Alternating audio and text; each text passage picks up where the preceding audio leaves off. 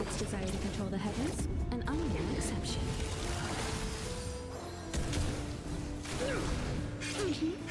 Off they come. Protect me, Ready to be crushed. Time for the old world to collapse. My turn.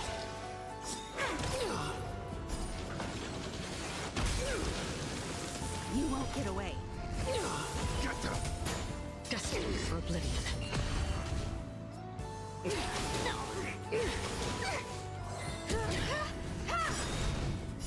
Humanity never conceals its desire to control the heavens, and I'm no exception. I weep for the departed. It too shall fall. Fiends or devils! I'll crush them all! You won't get away. Please, and victory! Give me strength! Still waters of oblivion.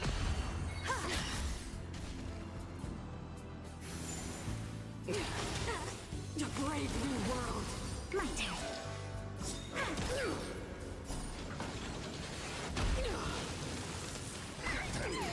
Destined for oblivion. You fools! You will not take away our hope. Wow! Off they come. Again. Protect me,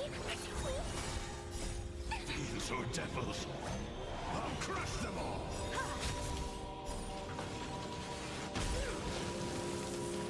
Humanity never conceals its desire to control the heavens, and I'm no exception. I weep for the departed. It too shall fall. Engulf the past. Still waters of oblivion. Please, and victory! Power translates into hope. Give me strength! My turn.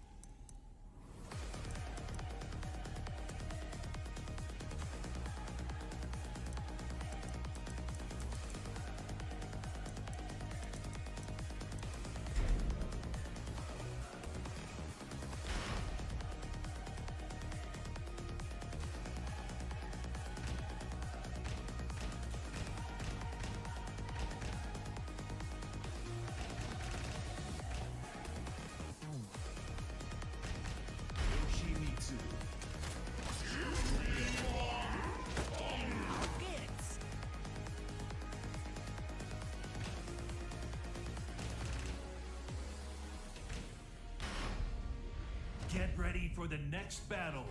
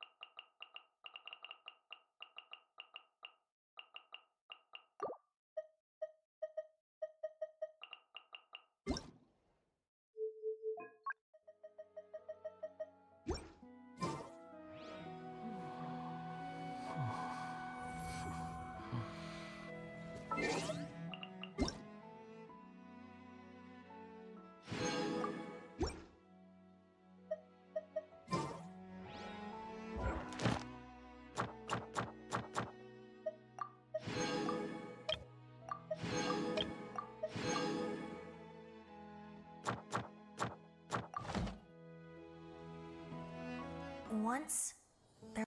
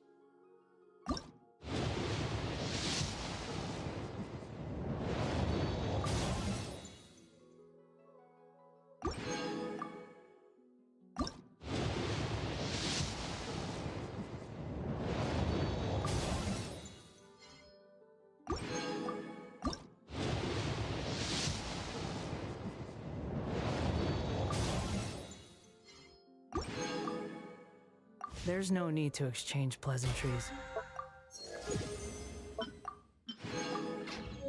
It's rather pathetic to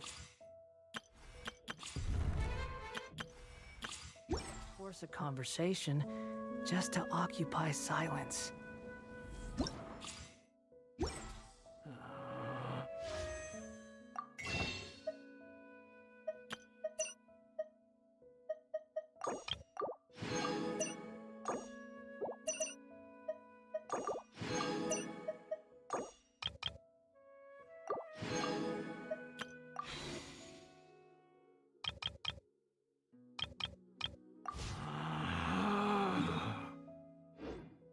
Relax.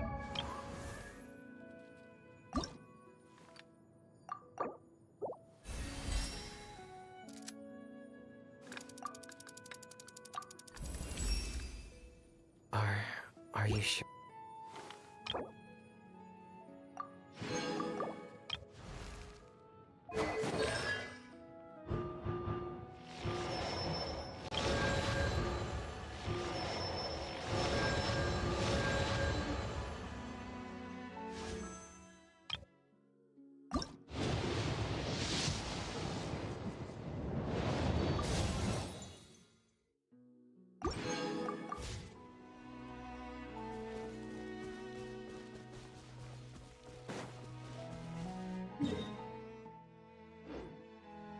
Quit following me. Behold!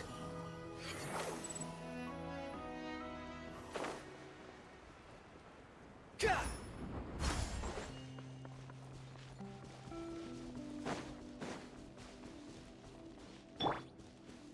Hey! Let's dance! Squall and fury!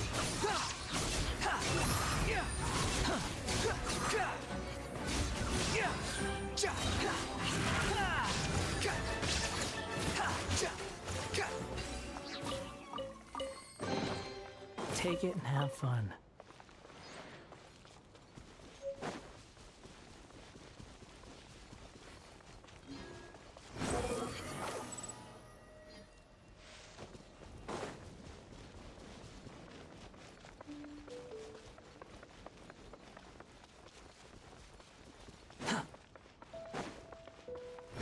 Search forth.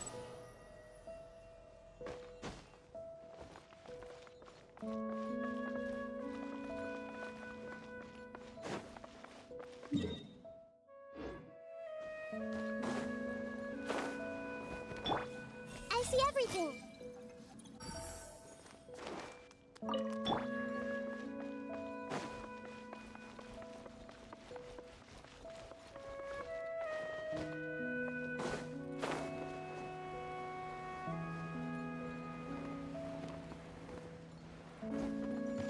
Quit following me.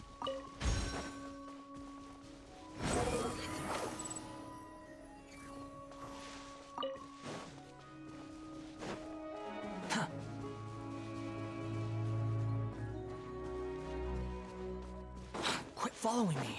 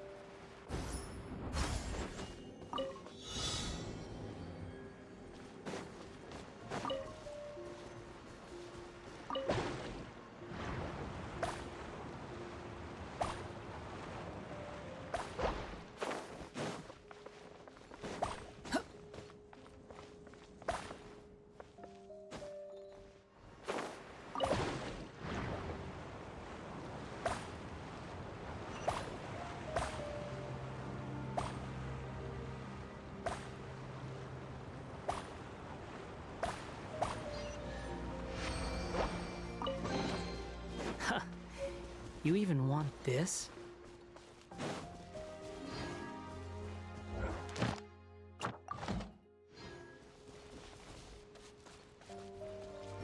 Search for it.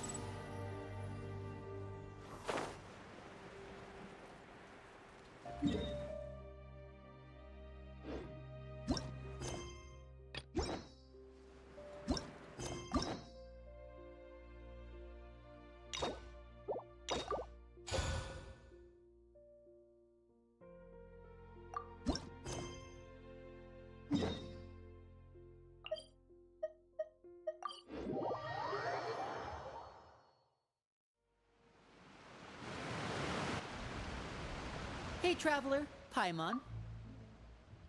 Oh, Paimon knows that voice. Over here.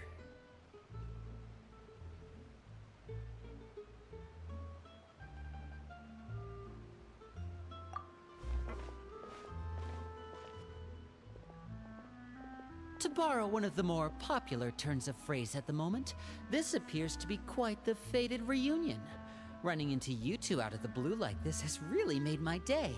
I certainly wasn't expecting it. You can say that again. What brings you to Poisson? Wait, Paimon's got it! You must be here for one of your magic shows, right? Actually, we've run into a bit of trouble on the home front, so Father arranged for us to stay in Poisson for the time being. Oh, are Lynette and Fremine here too? Yep, along with most of the other members of the House of the Hearth. You may have noticed Poisson seems a bit more crowded than usual. So you're saying nearly the entire organization has moved to Poisson? Sounds like you've run into way more than just a bit of trouble. What's really going on? Well... Since the two of you are so curious, perhaps I can fill in the gaps. You scared Paimon half to death! Father, you're here. You know... On second thought, maybe we don't need to know? It's all probably super confidential House of the Hearth stuff, right? We totally weren't trying to pry or anything. No need to be nervous. I could sense your genuine concern from your conversation just now. Of course, I can also understand your confusion. Sending so many Fatui here to Poisson, it's only natural that some might suspect an ulterior motive to be involved. I understand. I'm well aware you've had your fair share of confrontations with the Fatui in the past, and I can't exactly guarantee that we'll remain on good terms in the future. As for right now, however, I would say we have little reason to be at odds, wouldn't you agree? Got the new The character House yet? of the Me Hearth neither. could stand to be more open with those who have worked so closely with us in the past. As for the issue at hand, well, it hardly relates to any ulterior motive. To be frank, it all stems from a certain think I rumor did, like, circulating around the 50 House of the pulls. Hearth. It's an internal matter. Damn, you got D-Loop. Damn. What sort of rumor? A rumor that a certain phantom child is hiding I away ain't in getting the any House of the 5 Hearth. stars yet, so just Kel getting 4 stars. A phantom child? Ooh, just hearing the name is giving Paimon the creeps. A spirit that should have long ceased to exist is lurking in the shadows of the House of the Hearth. So I decided to bring the children to Poisson before continuing to investigate the situation. I expect I should be able to track down the spirit fairly quickly. After that, it's just a matter of resolving the situation, if you will. It shouldn't be much trouble at all. If you're curious, or if you still have some concerns, it might be advisable to stick around for a few days. I'm sure the children would be exceedingly pleased to welcome some visitors. Lenny, I'll leave you to entertain our guests. I have some matters to attend to. Of course, Father.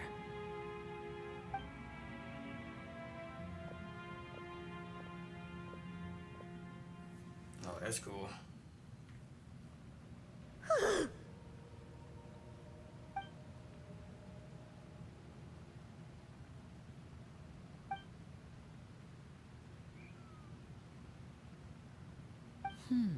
It has long been a dream of mine to invite you to our home and introduce you to my other siblings.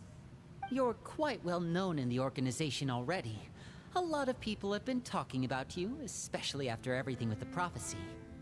If you're willing, why don't you stay a while and have a little chat with us? Alright. We don't have anything else to do right now anyway. But let's be clear, we're just gonna be there as guests, okay? Don't get any funny... Oh, wait a second. For your guests, that probably means we'll be treated to lots of yummy food, right? Of course. During our stay in Poisson, we've been helping out the locals with some fishing. We bring in quite the bounty every day. In fact, today's the perfect chance for me to show you what I can do in the kitchen.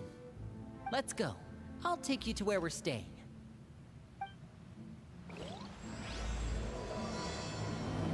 I thought it was gonna be an Archon quest too, but turns out it's just a story quest.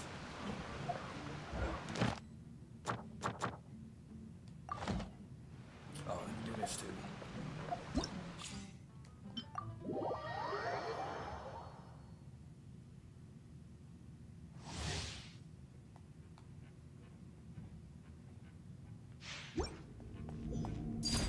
Laid bare.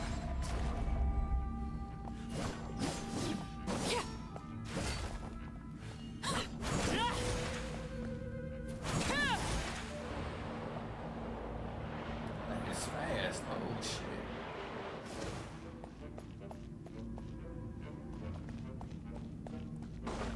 Instead of running, I might as well do that.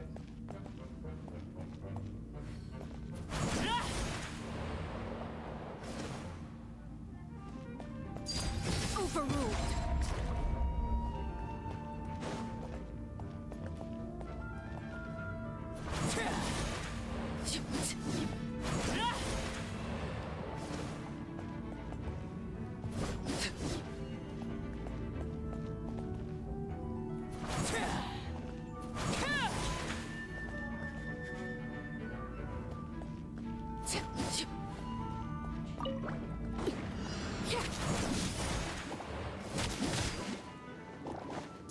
Transfixed.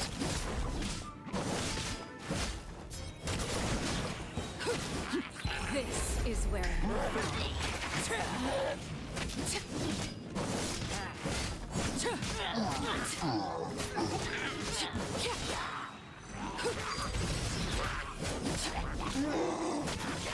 witness my rise.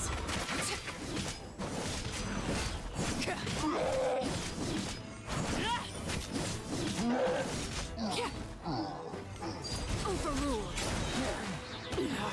Go. This is where you fall. Laid bare.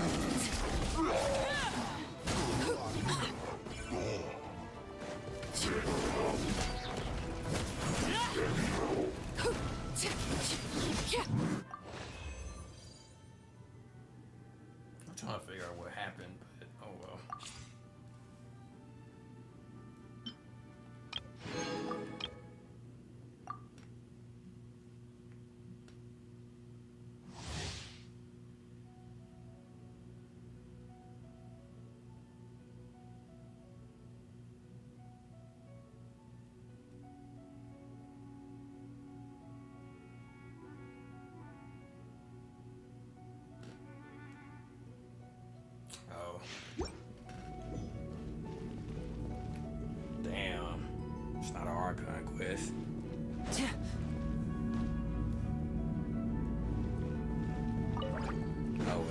gets the character out. Step right up.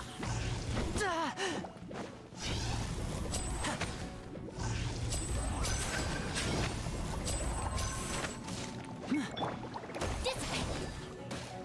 Out of the frying pan! And voila!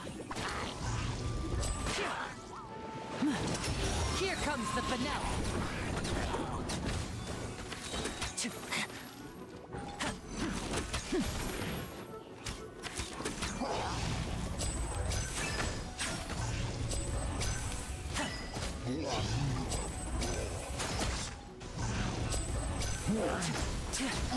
Now disappear!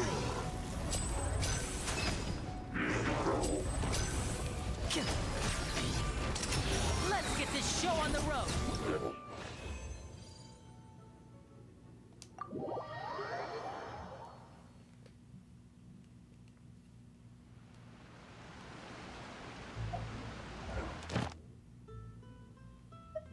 Oops, wrong way.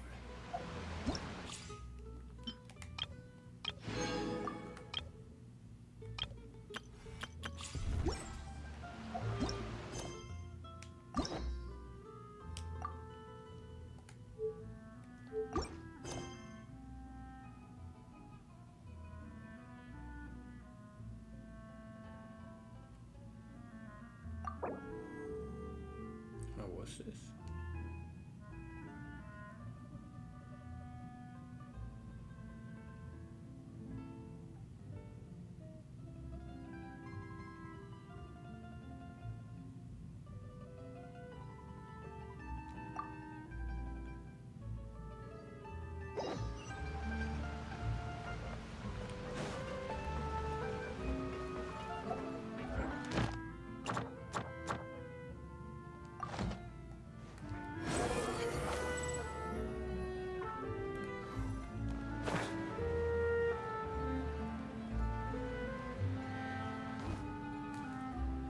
We rented this house from one of the locals to use as a temporary base. I'll come back later and tidy up a bit. After that, it should be all ready for you to stay in tonight. Awesome, thanks!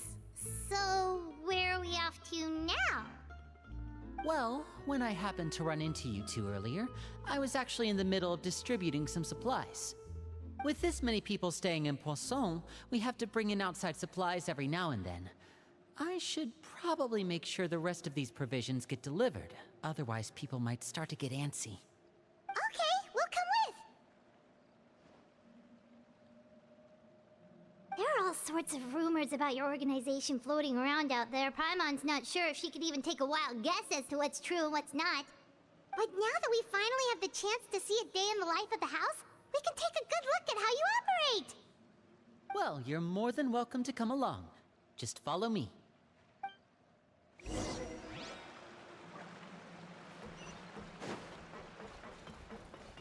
Quit following me. Behold!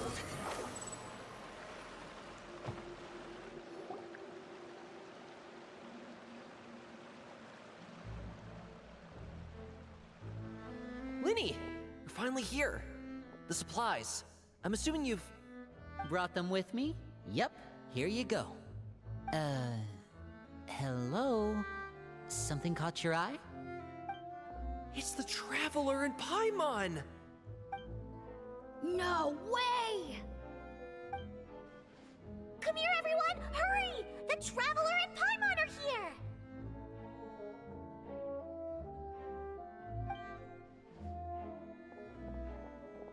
One at a time, please. Don't crowd around them all at once. We don't want to scare off our guests now, do we? Oh, it's all right! Gotta say, Paimon didn't realize we were this famous.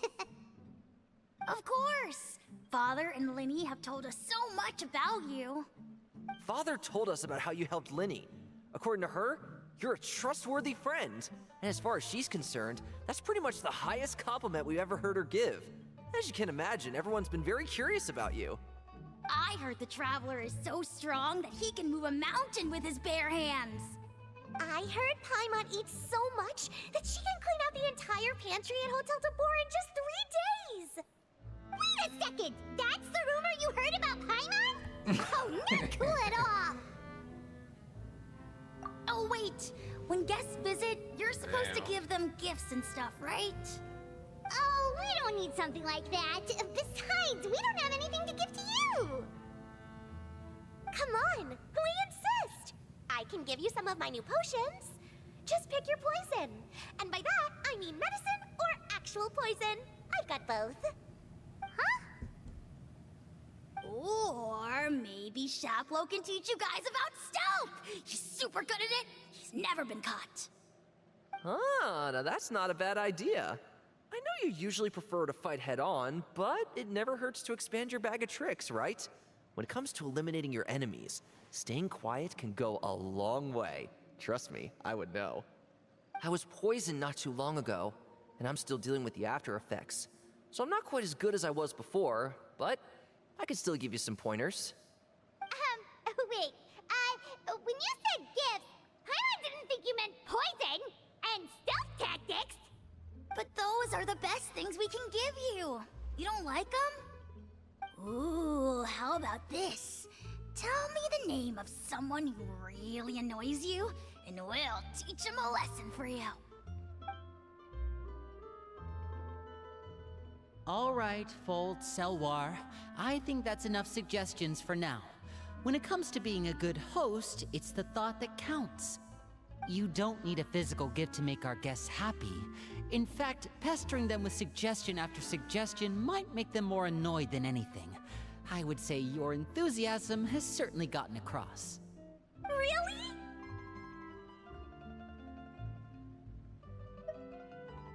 Awesome! It's been so long since we've had guests to play with. If there's anything you need, just let us know. Yeah, especially if it's poison or something. I've got all sorts of potions for that.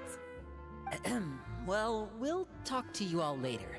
We've still got supplies to distribute. All right, see you later.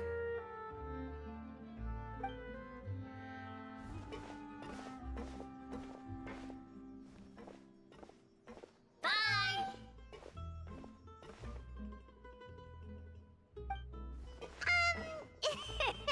Lenny, about all that poison and stealth tactics talk just now.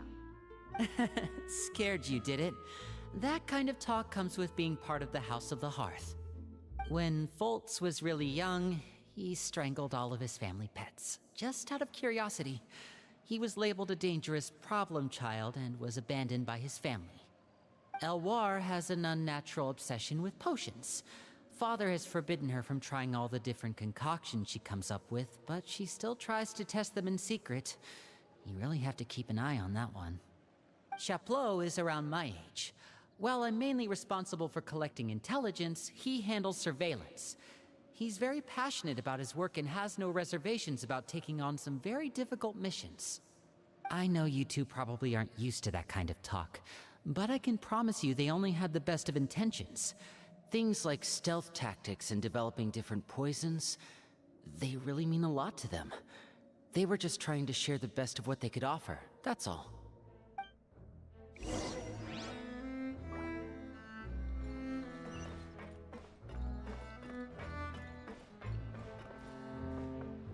Now, give me a sec. Let me get some cookies for this.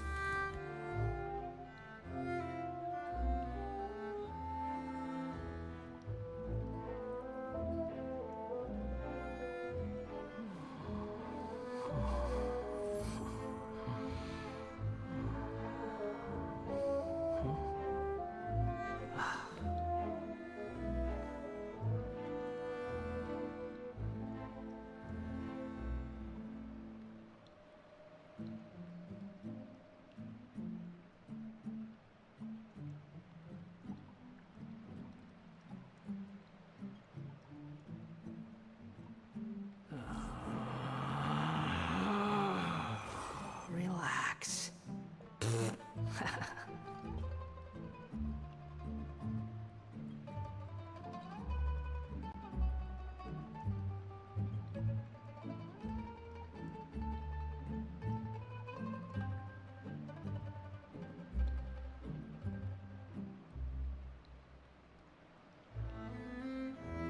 You think I've got a sharp tongue?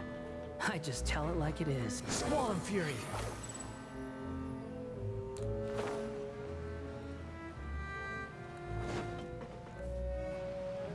Filial, supplies are here.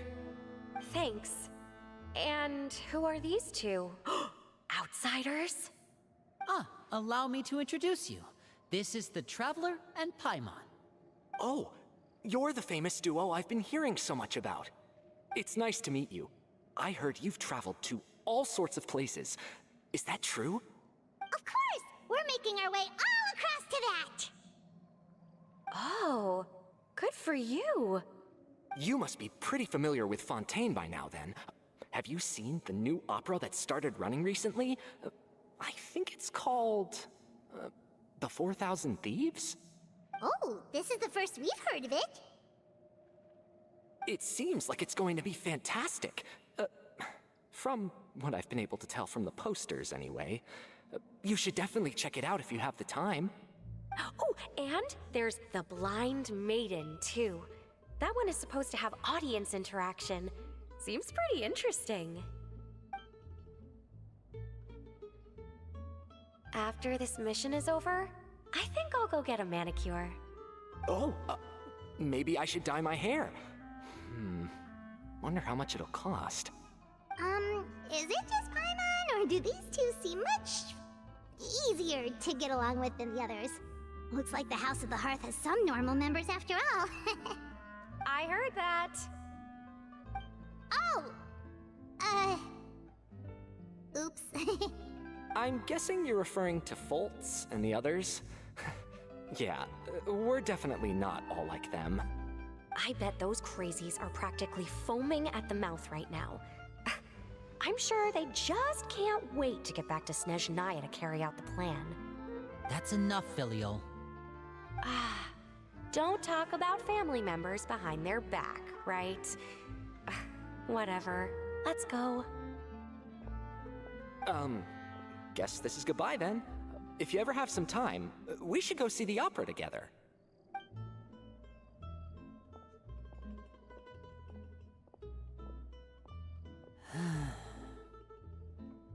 Well, that's it for the supplies.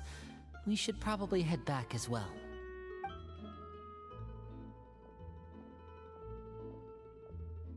Well, they didn't seem too happy with each other. Seems like there could be something more going on here.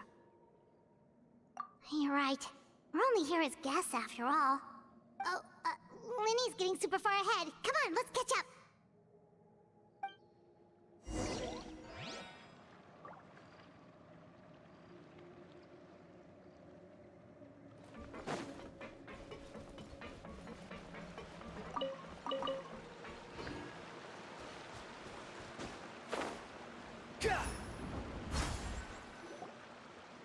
So, what do you think of the members you've met so far? Well, Father is always encouraging us to be strong-willed and independent. So if there's one thing we've got, it's people who aren't afraid to speak their mind. Well, I should probably get cooking. Wanna join? Of course! Then let's head out and... Fremine? What are you doing here?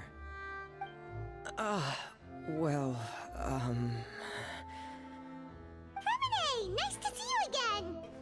Oh, you too.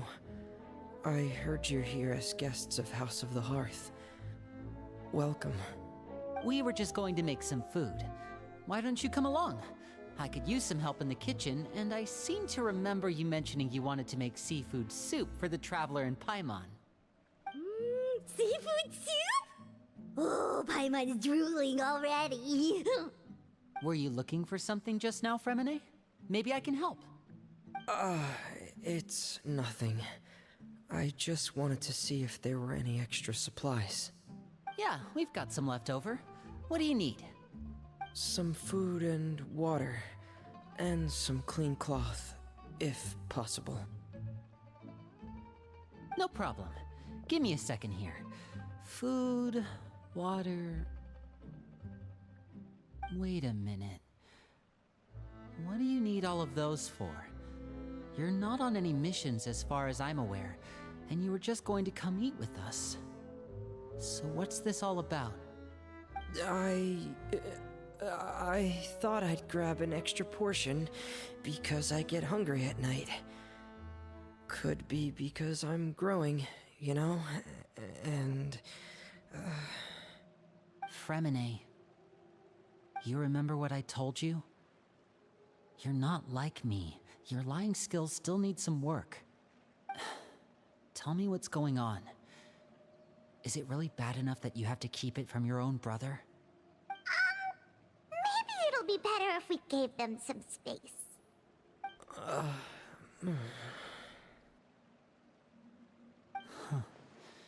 This is the first time I've seen that kind of look on your face.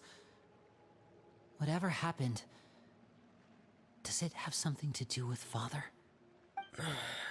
Yes. Just follow me.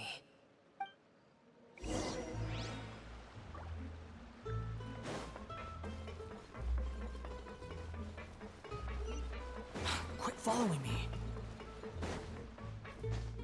Behold! You're back! Oh, and you've brought some friends with you this time. Hello, my name's Linny. I grew up in the House of the Hearth. And you are? Hi, Linny. I'm also a child of the House of the Hearth, just like you. You can call me Clairvy. Clairvy? It's nice to meet you. Does that name ring any bells, Linny? No, not at all. That's not a name we have on our roster, I'm sure of it. What I'm not sure of, though, is how she managed to sneak in. She must be the phantom child Father's been searching for. From the looks of it, I'm guessing you were the one that found her, Fremine. You, haven't told Father, have you? No, I haven't told anyone. I've just been keeping her hidden. For how long? About half a month now. So ever since we got to Poisson, then, do you have any idea what you're doing? I know what I'm doing. Really? Because from where I'm standing, it looks like you're hiding the very person Father has been trying to find. If Father finds out about this, everyone involved is going to be punished. You know the rules of the house, Fremine. I know you do. Father doesn't tolerate any form of betrayal. So why are you doing this? I've thought it through. And I just can't hand her over like that. Linny, don't you remember last year? Chapleau nearly died after getting poisoned during that one mission. He wasn't able to get back before the poison started taking effect, and not a single person was there to help him. That night, while I was sleeping, I heard a voice telling me to go save him. I opened my eyes, but I couldn't find the source of the voice. I thought maybe I was just hearing things, but I went to look for him anyway. Luckily, I got there with enough time to save his life. That feeling of being haunted, of hearing voices, it's happened many times in the House of the Hearth. I'm sure you've noticed. So what you're saying is, that was her? She was the one who spoke to you that night? Unless there are other spirits roaming around the House of the Hearth, I don't think there's any other possibility. If Clairvy were our enemy, it wouldn't matter whether she was a spirit or an actual child. I would have acted without a second thought, because that's what Father ordered us to do. But she's been living with us, helping us from the shadows all this time. I think that makes her family. I couldn't just hand her over to be dealt with. Not when there's so much we still don't know.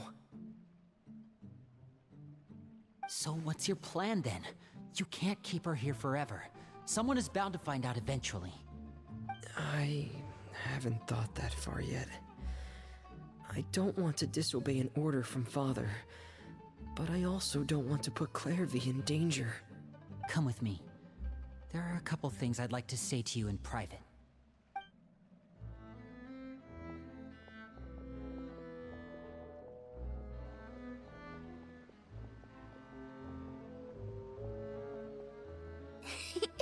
Those two sure care a lot about each other. Well, they got a funny way of showing it. From where Paimon was floating, it sure seemed like they were about to bite each other's heads off. No way! They have a really deep bond. I could tell right away, because I also have a friend like that. I just don't know how long that kind of bond can last. The darkness in the house runs deeper than you can imagine. No one can get out alive. I'm sorry, Lenny. I really didn't mean to drag anyone else into this. Oh, really? You didn't mean to? 'Cause I, for one, wish you did. Huh? What do you mean? You know, when we were younger, you didn't call me Linny. You called me brother, just like Lynette. We grew up together, the three of us. We were all orphans, all rescued by father. Of all the siblings in the House of the Hearth, I think our bond was the closest.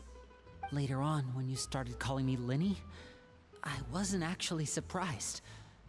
After all, Lynette and I are related by blood. We've had to depend on each other to survive long before we joined the house. Lenny, The darkest and most difficult moments of my life happened before you and I had ever met. I'm sure that's true for you as well. Even so, Fremine, we've stood by each other for all these years now, and to me, that means more than blood. You and Lynette are the most important people in my life. No one can replace you. So I won't let you face anything alone. Not if I can help it. Oh, looks like things are getting kinda heated between Linny and Fremine. Maybe we should go check on them. Oh, it's raining. I should put my clothes away.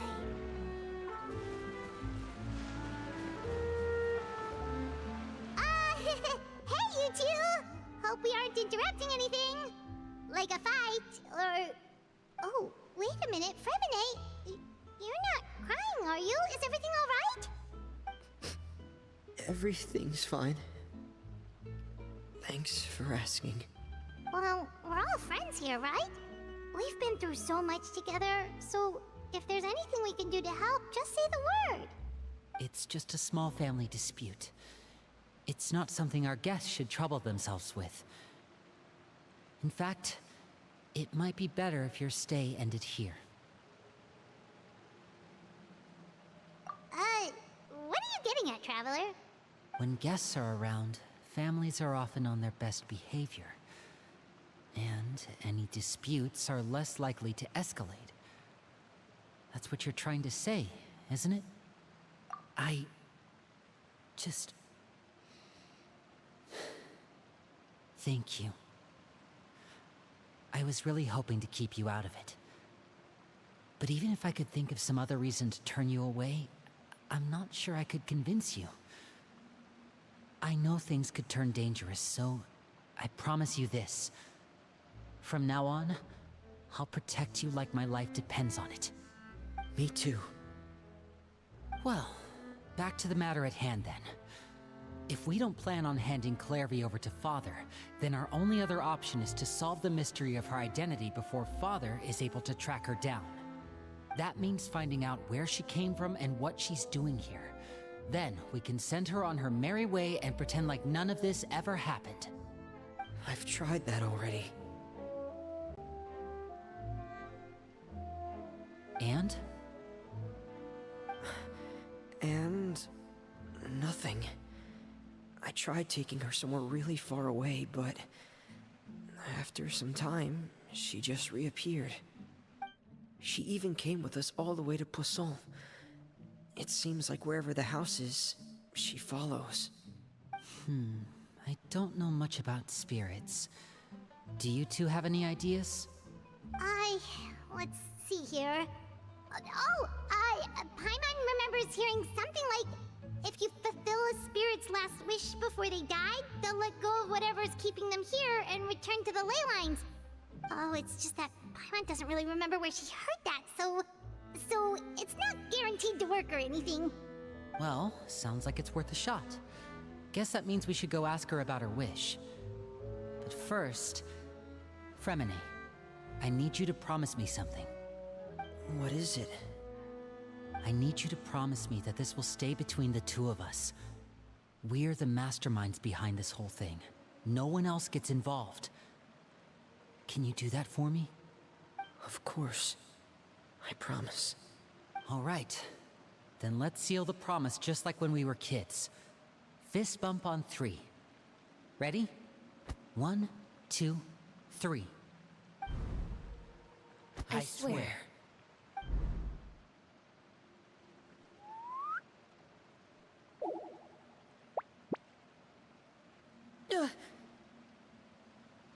Whoa! Lynette! But what a surprise! What brings you here, dear sister?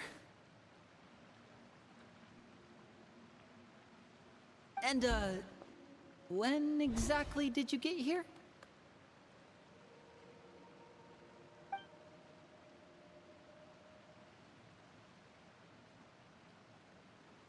You're an idiot, brother. And you too, Fremine.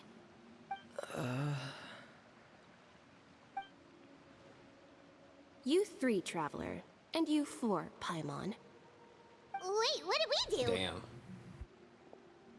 I've seen Clairvy around the House of the Hearth before. I hadn't seen her in Poisson, so I figured she must not have come with us. But it turns out, you were just hiding her. I heard you talking about your plan. Rather than steering clear of the situation, I'd rather fully join in.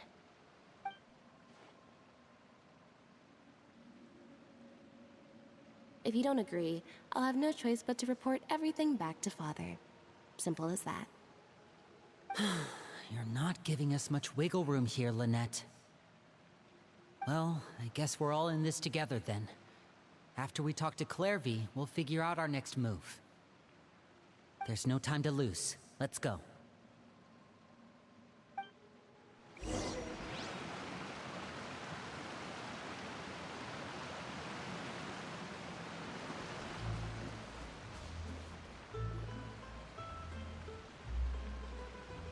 I'm full.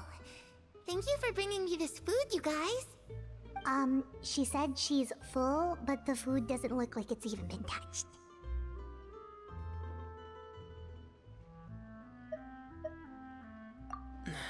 That's right. Based on what I've been able to observe, it doesn't seem like Clairvy can interact with the physical world at all. Still, when she's presented with food, she'll always linger around it for a good little while. Maybe, in her mind, she really is eating those things. Does she know that she has already passed away? I've tried to ask her, but she didn't answer. My guess is that she's just as confused as we are. Or maybe she couldn't understand the question at all. Clairvy, if you've got some time, I'd like to ask you a few questions. Sure. Oh, another new friend. Hi, I'm Clairvy. Hello. Clairvy, how did you join the House of the Hearth? Huh? Isn't it the same for everybody? The knave brings you here and then you can't leave. It's just that your name, it's not on the roster. And I've never seen you before. The roster? Oh, I get it now. I think there might be some things you don't know about this place. The people in charge, they're not as nice as they look. They say they keep a roster, but it's not complete. There are a lot of people who aren't on it, and never will be. In this house, some people are family, and other people are just test subjects. Those kinds of people aren't ever going to get a place on the roster, unless it's the roster of people who've been executed. Wait, does that mean the knave... She... Is there anyone that can vouch for you? Perry. She's my best friend. She's the only one I trust in this place. Have either of you heard of that name before? No.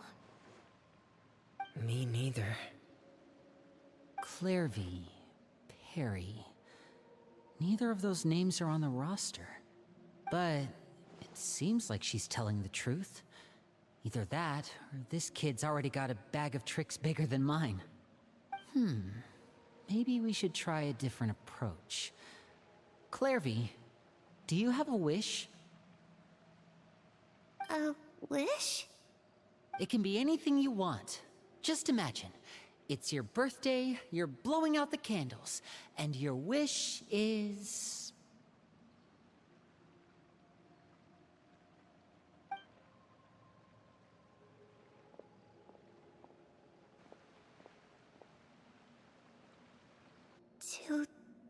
To go outside, where the sun can find me.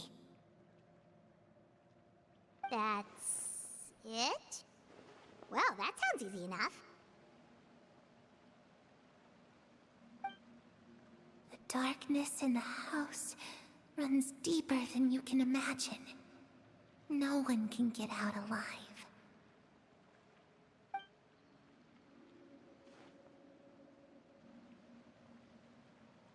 Okay, time to divide and conquer.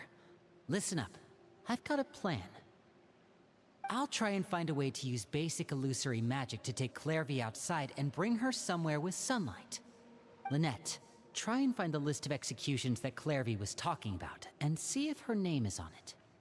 Fremine, you stay in Poisson. We can't be the only ones who've had run-ins with Clairvy. I need you to collect intel on everything she's said and done. Understood. I'll try my best. What about us? What should we do? I really appreciate your willingness to help, but this is a family matter. I don't want to drag you in too deep. It's too risky. Let me think. Since Father considers you to be guests, maybe you could stick by her side for a little while. You don't need to do anything except keep up some nice, casual conversation. Ah, Paimon gets it. You want us to distract her.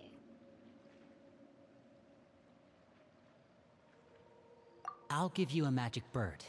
If Father suspects something, all you need to do is release it when she's not looking, and it'll alert me that something's wrong.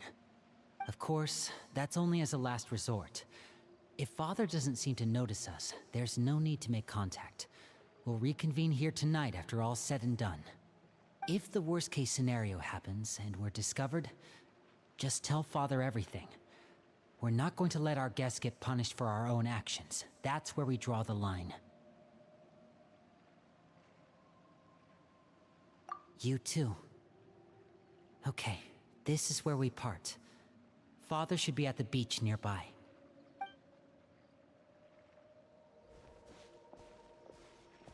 I really hope this goes well. No, it has to go well. That's the only way this can get resolved.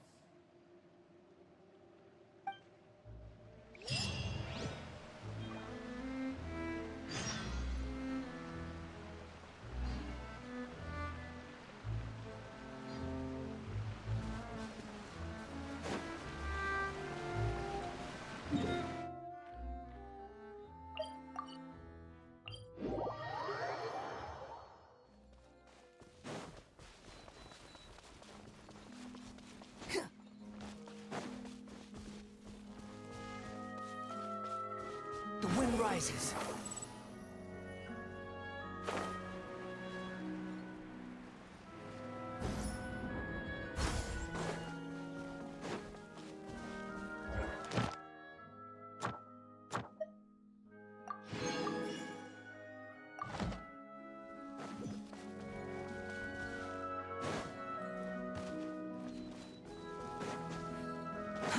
Too slow. It's the knave and child. Hey, aren't you supposed to be in Snezhnaya recuperating? What are you still doing in Fontaine? Oh, it's you two. I didn't expect to run into you here. I was unconscious for quite a while after the fight in the Primordial Sea. After I woke up, I realized I was being taken back to Snezhnaya, and well, I couldn't have that now, could I? Not when I've still got unfinished business here in Fontaine. So, I mustered up all my strength and made the journey back on my own. What sort of unfinished business are we talking here? It has to do with Skirk, my master. I really wanted to meet up with her, but by the time I got back, she had already left. I still have so many questions for her. Without any other leads, all I could do was ask the knave to help me track her down. She must have left behind some traces from her time in Fontaine. Oh, okay, so have you found any clues? Unfortunately, no. While the House of the Hearth is adept at collecting all manner of intelligence, certain existences can still manage to escape our purview. Basically, unless Master feels there's a need to meet with me, she's not going to be found. But that problem has an easy fix. I just need to become stronger, and then... Paimon thinks you should focus on getting better first. The worst of it is over. It's all thanks to that one kid from the House of the Hearth. Elwar, I think her name was. She gave me a bunch of random potions to drink. They didn't go down easy, let me tell you. Pain and chills all over. But they really did help speed up my recovery. And that's good, because it looks like I really do have to head back this time. The old man's been putting the pressure on me. He sent someone to tell me I'm needed for some sort of project. Project Stuja? Yeah, that's the one. I heard Regrader's involved too. I'm not looking forward to having to listen to all his monologuing, that's for sure. Hey, maybe you could think of a way for me to stay in Fontaine for a little longer. Helping Linny and the others brush up on their fighting skills would be far more interesting. If you and I could spar, that would be even better. I've been waiting for a chance to see you go all out. And what a sweet little daydream that is. But I also have a role to play in all this. I'll be leaving Fontaine shortly as well. Besides, considering how little they see fit to step outside the homeland, being called on to return to Snezhnaya by such illustrious dignitaries, what a great honor. Wouldn't you agree? One I could do without, I'd say. Is it just Paimon? Or does it kind of seem like they're... So, dear guests of the House of the Hearth, to what do I owe the visit? Well, we just... Right! We're super close to Linny and the others, but we still don't know much about you! Is that so? Introductions have already been made, have they not? Oh, well, you see? There's only so much you can learn about someone from a short introduction. At least tell us something a little extra, like... Why do you call yourself father? Huh, good question. I'd also like to know. The fact that you have to ask tells me our intelligence work has been quite successful. Telling you the answer to that question would only serve to undermine that success.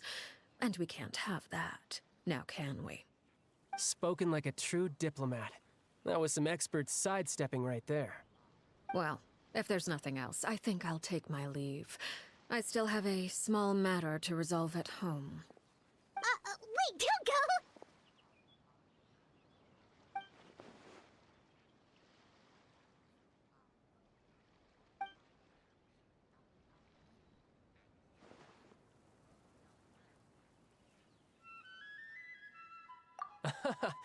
I'd also like to hear the answer to this. I've met some of the members of your organization, and they all seemed like really good kids. They actually reminded me of Tonya and Tusser. Which, by the way, if you ever betray them, I'm just letting you know, I won't let you off easy. And why would I betray them? Well, you've already betrayed the House of the Hearth once, haven't you? At least, that's what I heard.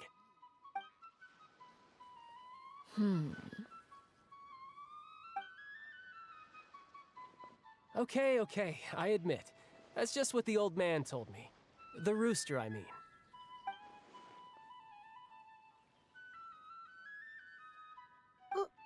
Wait, did you really...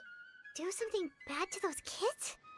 Never mind what I've done. I'm more curious as to what the mighty rooster had to say. Care to enlighten me? Ah, well, nothing much. Just some stuff about you taking out many other members of the House of the Hearth, and even going so far to attack your own family. I see. Oh, based on your reaction, I'm guessing it's all a bunch of lies. Hardly. I don't appreciate his particular turns of phrase, but I suppose he didn't say anything untrue. Although, it would be more accurate to say that there is a certain level of prejudice involved, but I don't intend to clear that up just yet. Prejudice has a funny way of concealing the real truth behind certain things, an attribute that I find to be quite advantageous. Call yourself a Fontanian, for example, and people will assume all sorts of things, when the real truth is that this is simply the land where I was raised. Huh? You're not actually from Fontaine? But then why did you try to help out with the prophecy and everything? I was trying to protect the children born in Fontaine. Claiming that I myself was a Fontanian simply made it easier to operate. People would hardly suspect a fellow Fontanian of having any ulterior motives. Who wouldn't want to save their homeland after all? The primordial sea wouldn't have any effect on me, but it would have caused great harm to the House of the Hearth. Well, you wanted extra information, didn't you? There you go. I hope that satisfied your curiosity.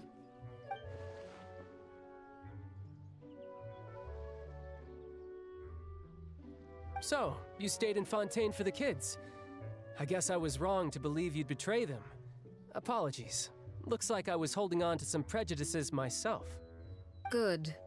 Like I said, I like it when others have misconceptions of me. Actually, while I was recuperating at the House of the Hearth, there was something else that really caught my attention. I heard that members always resolve disputes and arguments with a friendly spar, and the loser has to back down. Seems pretty cool if you ask me. Would also give them plenty of opportunities to hone their skills. Well, that's only a recent development. In the past, such spars weren't nearly so friendly. The losing party would lose everything, including their life. They were that high stakes? Whew, at least that's not a thing anymore. Well, the current atmosphere's not half bad. I'm a bit jealous, actually. You've got so many family members around you, and you even get to live with them. Having a lot of family around means dealing with a considerable amount of bickering and scheming. Once Tonya and Tusser enter their rebellious phase, I'm sure you'll understand. Just imagine. Tusser becomes obsessed with plucking out strands from the rooster's mustache, or Tonya decides to dye her hair 42 different colors. Okay. I get the picture.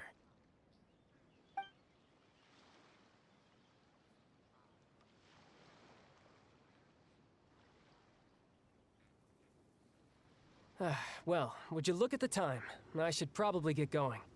Traveler, Paimon, I'm not sure where our paths will cross next, but the next time we run into each other, we should definitely try and find some time to spar. Again,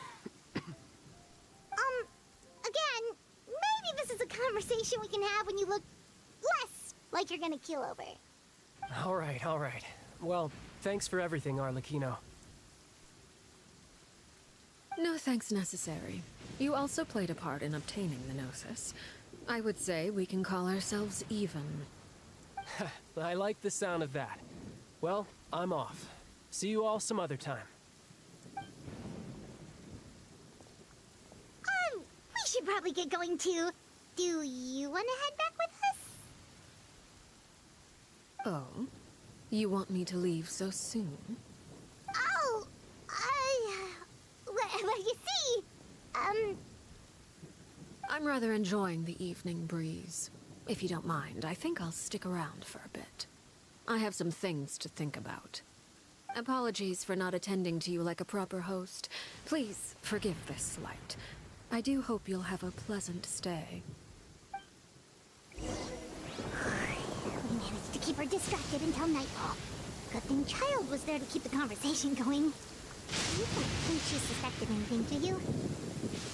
Oh, wonder if Liddy ran into any issues. Let's hurry back and see how everything went.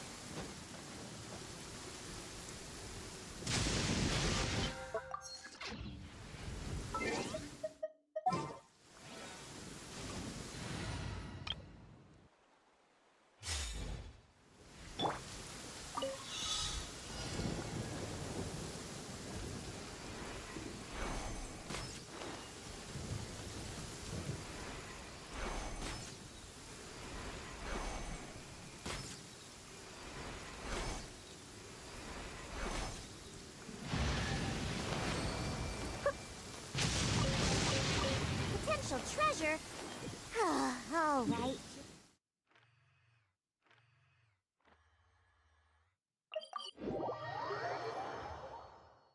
Come on. Let's go fast. Son of it.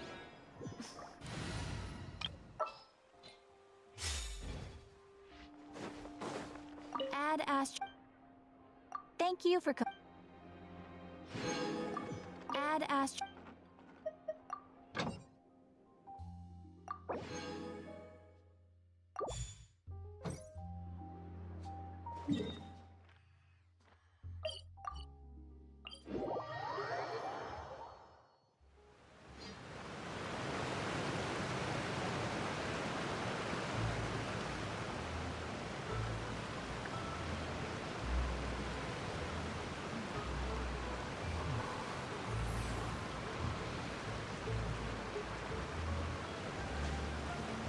Squall Fury!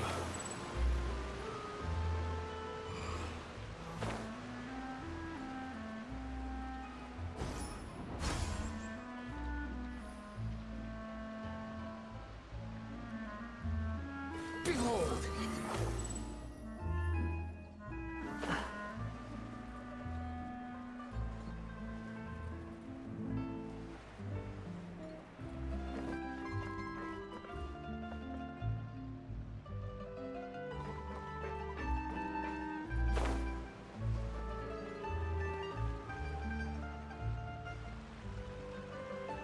Lenny, how did everything go? Well, long story short, we ran into a small issue. Clairvy can't go into the sunlight.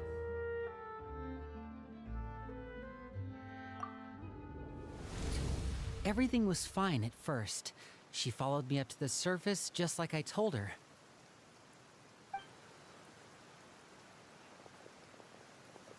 But as I led her out of the shadows and into the sunlight, she vanished. I turned around and there she was, standing at the edge of the shadows, silently watching me.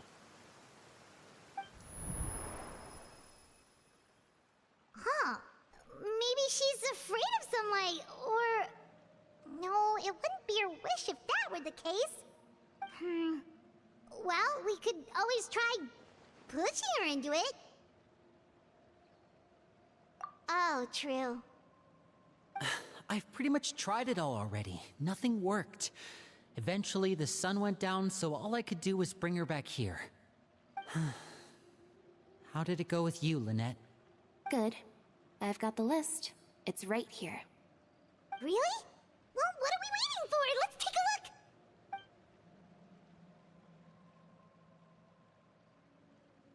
Oh, that's a lot of pages.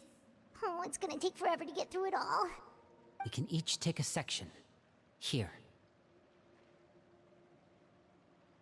La Pouillade, L'Endroit, Chambel, Horaire.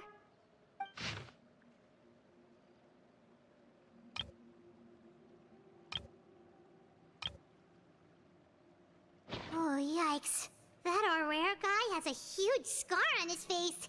He's kinda giving Paimon the creeps. Ah, I've met him before. The scar is from an injury he received during a mission. I still remember him joking with me about it. He said any future lover would take one look at him and then lose all interest. Did he say anything else? Well, I asked if there was someone he was interested in. He said no, and that's where our conversation ended. It was only later that I learned he really did have someone he liked. He risked everything to escape so he could be with her, but it didn't work. One day, Father asked to see him, and, well, I never saw him again after that. Wait, so that means the knave, she...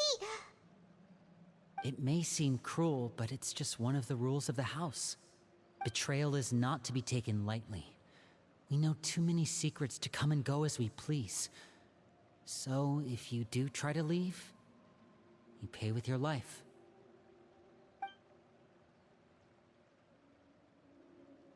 Her name's not here, huh? Well, that's not too surprising. It doesn't seem like this list is complete. It only contains records dating back around 5 years. Let's shift our attention then. Fremine, were you able to find anything out? Fremine.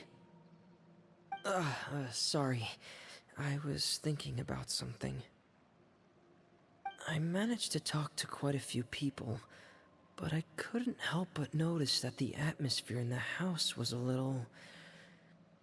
strange. Strange? Yeah, I mean, I know there have been arguments in the past, times when people haven't gotten along. Chaplot and Filiol are a good example of that. Oh, those are two of the people that we met while delivering supplies. Paimon can see how they might not get along. They had very different vibes, and their, interests seem to be pretty different as well. That's to be expected, actually. Father brought us all here, shared her knowledge with us, taught us how to fight. That's one thing we all share. But that's also where the similarities end. Not all of us feel the same desire to stay here. As members of the House of the Hearth, we're also considered part of the Fatui. And to a lot of people, that's an identity they never asked for. Certain members get older and realize they want something else for themselves. But considering the rules of the house, most people would never say that out loud. People like Chaplot and Foltz are loyal to Father and her vision. They're proud to be part of the Fatui. Filiol and Nantoy, on the other hand, well, they aren't quite as enthusiastic. These kinds of conflicts have always been there. It's not like Father is in the dark about any of this. Well, that's true. But it just feels like things have gotten worse lately. Filiol and the others, it seemed like they were meeting in secret to talk about something. I can't say for sure, but I think they've met Clairvy. You think she's been inciting them to act out? No, not exactly. But I wouldn't be surprised if she said something to them about the darkness in the house and how deep it runs. She's told me about it before. Experiments being run on children. People being used as pawns on the battlefield without so much as the strength to survive. And they just believed all that? Without any evidence? Clairvy's words probably gave them the excuse they were looking for. Whether they actually believe them to be true is secondary. This is all because of Project Stuja, isn't it? Whoa. Hold on a second. What's this Project Stuja all about, huh? This is the second time it's come up now. Sorry, but I'm not sure of the details either. I only know what Father has told us, which is that it's something the Rooster and Regrader have been working on together. Apparently, it has to do with the Fatui's strategic plan for the future. Because the House of the Hearth was so successful in obtaining the Gnosis, we now have the honor of playing a key role in Project Stuja. Wait, but isn't that a good thing? Key role is just another way of saying dangerous role. To us, the whole thing is an inconvenience. Father thinks so too, but she's in no position to refuse. Their plan isn't exactly unreasonable, and they've been funneling the house a lot of funding. It's just that we'll lose a lot of members in the process. Participating in the plan, it's an honor in name only. What they're really trying to do is subdue us. The existence of an intelligence organization outside their control makes them feel uneasy.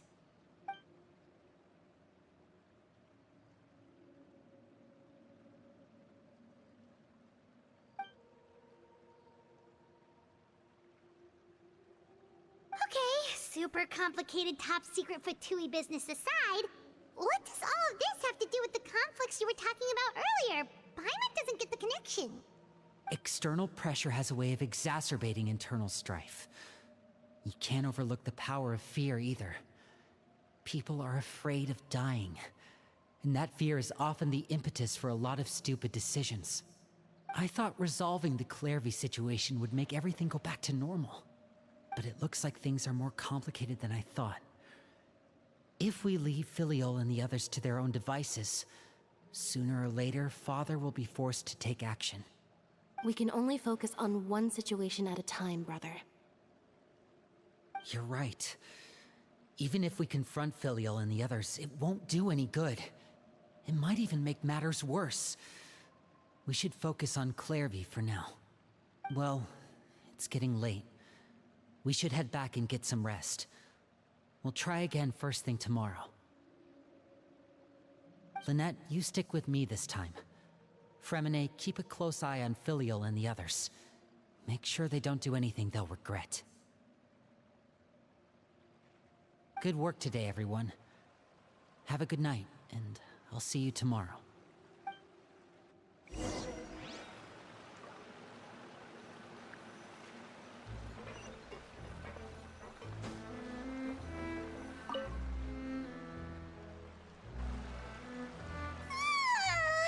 Oh, I'm always looking forward to an early night, but she can't sleep at all. Hey, you don't think the Knave will be too angry with Linny and everyone if she finds out about all this, do you? She's even scary when she smiles.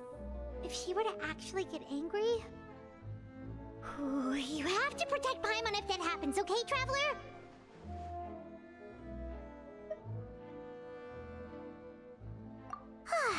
Trust is ever, Traveler. Look! Look over there!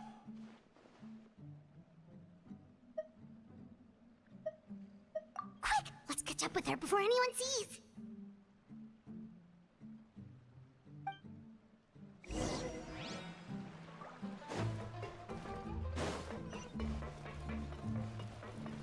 The wind rises.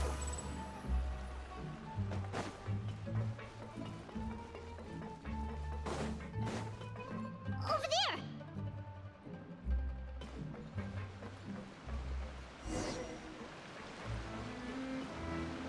Squall Fury.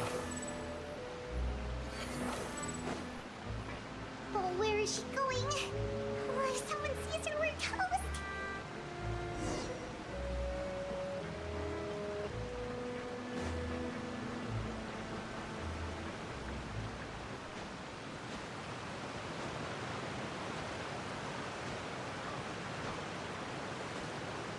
Oh, look!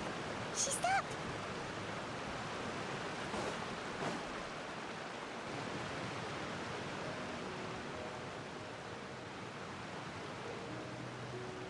Clairvy! Shh! I opened the window while no one was looking. Look how pretty the outside is.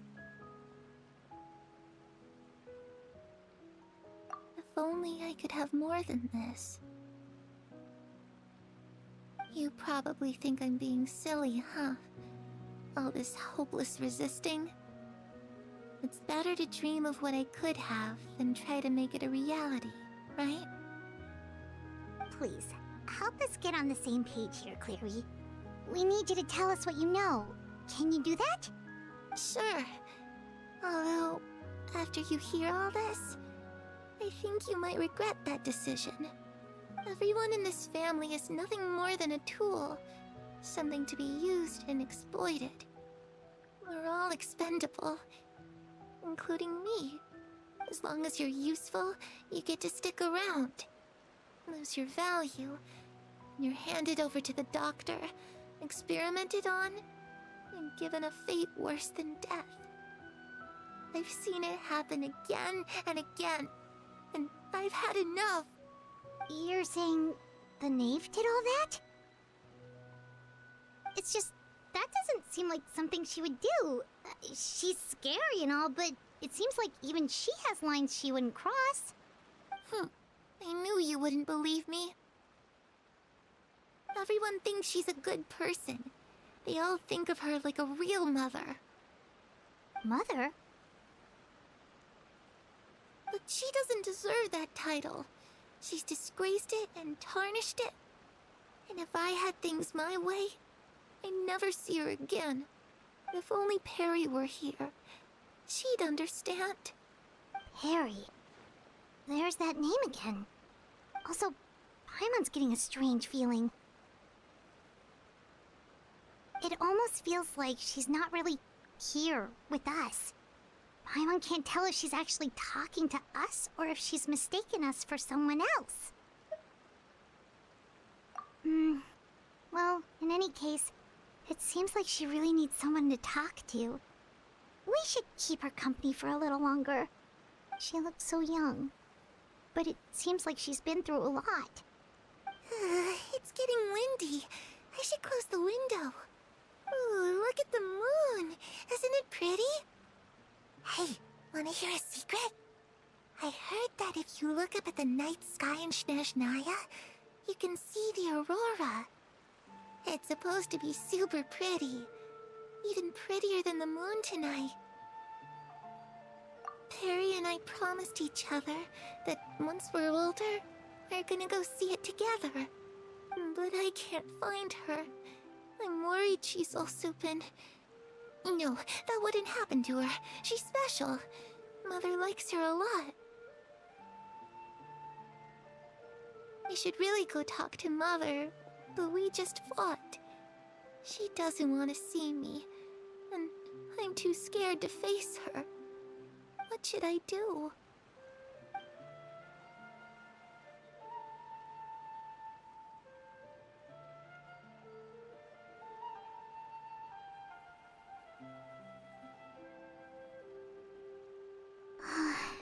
Paimon really doesn't understand what's going on with her.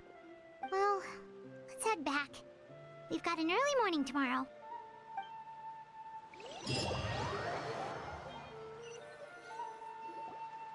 All right, looks like we're all here. Let's go ahead with the plan. Oh? What is it? What makes you ask that? Well, we kinda ran into Clairview last night, and that's what she told us. We met the doctor back in Sumeru. He's super dangerous, and he's done all sorts of bad things. It's possible that Father and the Doctor have had certain dealings, but I don't think Father would work with him. We're not really on the same side, so there's not a lot of trust between them. That doesn't exactly set the stage for a successful partnership.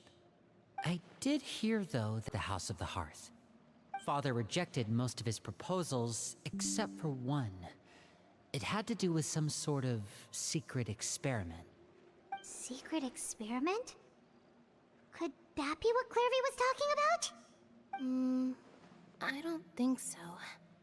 I don't know any details about the experiment itself, but I do know it's an entirely independent operation. The Doctor only proposed a direction for the research. That was the extent of his involvement. I still don't think that counts as working together. The details of the experiment are confidential, but complete records are kept on all participants. That doesn't seem to be the case with the situation Clairview referred to. I know you don't agree with some of the Fatui's methods, and I'm not asking you to. But I am asking you to trust us on this. The House of the Hearth has its own principles. There are certain lines we're not willing to cross. Alright, that's good to hear at least.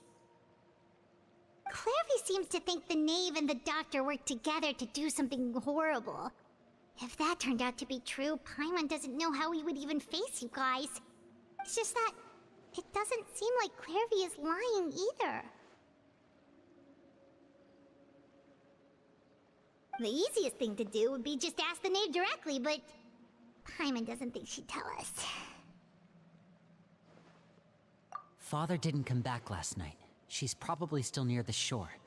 We'll be counting on you to distract her. Lynette, you're with me. Fremine, you know what to do. Be on your guard, everyone. All right, let's get to it.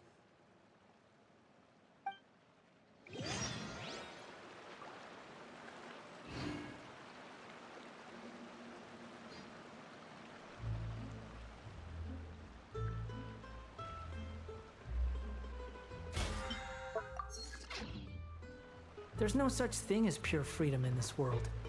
Even the wind cannot blow on forever.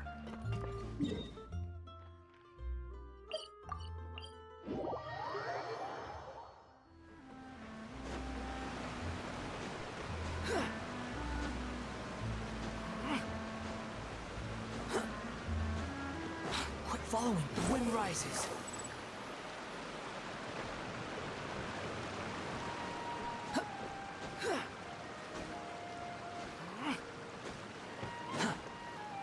Squall and fury.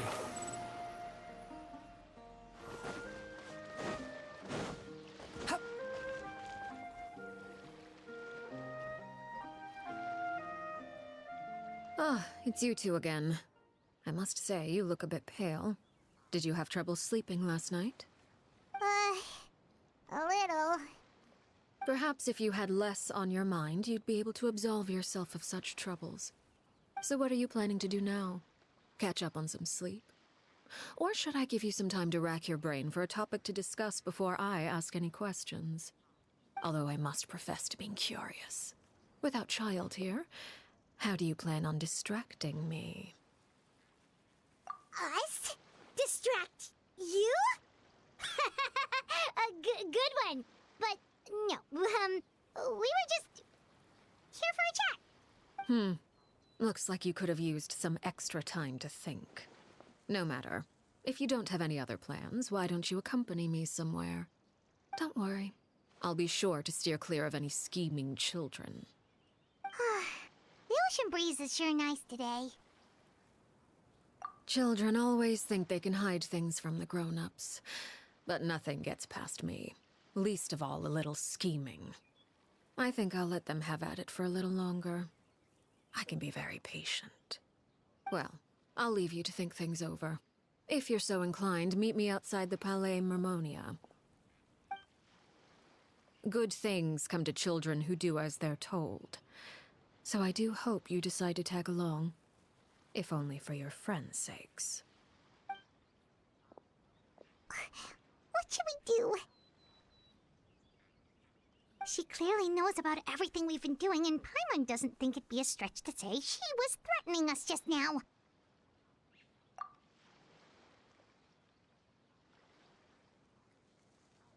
Oh, good idea. Hopefully he sees it in time. Well, we should probably head to the Palais Mermonia. Paimon doesn't want to find out what happens if we don't show up. Based on what the knave was saying just now, it sure didn't seem like it'd be anything good. Okay, then we probably shouldn't keep her waiting. It seems like Linny and the others are on thin ice, so let's do our best to not get them in any more trouble.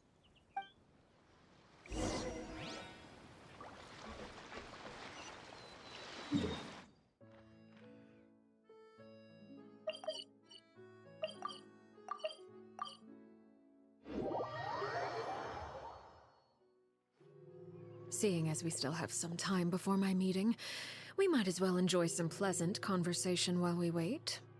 I'm glad to see you get along with my children. Being surrounded by good companions is necessary for a child's development. You're not planning on doing anything to them, are you? I assume you're referring to Lenny, Lynette, and Fremine. Although, there's that situation with Filial and Nentoy as well. It appears quite a few people have been acting out lately. No matter. I'm not one to discriminate. All those who betray the house meet the same fate. There are no exceptions. Does that mean you're going to kill them? Oh, are you here to beg for their lives? I'm sorry to disappoint, but the rules of the house change for no one. In my organization, everyone is responsible for their own actions. But don't you care about them at all? They really respect you. They even call you father. You must feel something for them. Any organization in which feelings come before principles is one destined for ruin. The House of the Hearth is hardly an exception. You could say our principles are more stringent than most. Perhaps I can offer you this consolation at least. As our guests, you two will not be held accountable along with them.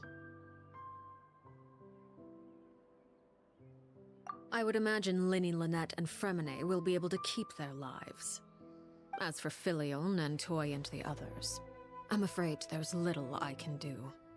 They can try to escape, but once you know our secrets, there's no getting out alive.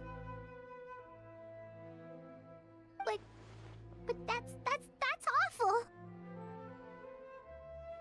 Ah, you seem concerned.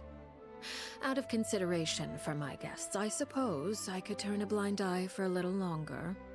If Linny and the others manage to dispose of Claire V in the meantime, all evidence of their wrongdoing will be lost. In that case, I could hardly punish them for something I couldn't prove. If their efforts are unsuccessful, on the other hand, all will be held accountable. And the punishment will be severe. Of course. Oh, and here, I believe this belongs to you. Do try and keep better track of it next time. It takes a considerable amount of time to train a bird like this. It would be such a pity like if you halfway were to lose in. it permanently. Wait, where did you get that? Well, I'm afraid that's all the time we have It's to pretty chat. good so far Now, for for a the story matter at quest. I thought it was hand. gonna be an Archon I quest. asked you to meet me here because I have business at the Palais Mermonia. It has nothing to do with you, but I think it would be prudent for you to stick by my side for the time being. There will And I haven't always gotten be the time name later yet. I've to run wasted off and tell fucking Linny what you've learned. 50 wishes. Well, and haven't time to got the go. name yet. Looks like we wrapped things up I just didn't get in a single 5-star yet.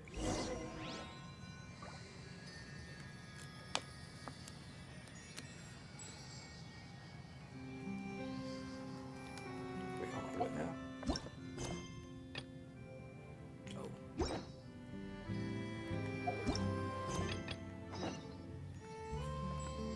I gotta go in there.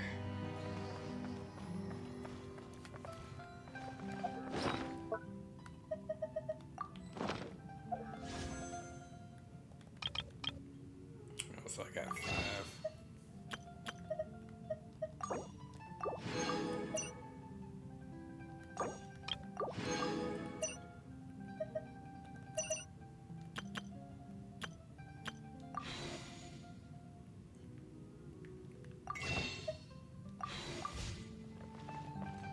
But yeah, I'm gonna try to beat it before I go to bed.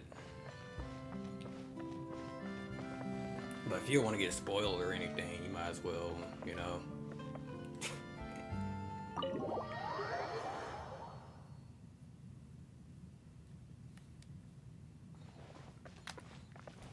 But I'm only halfway in.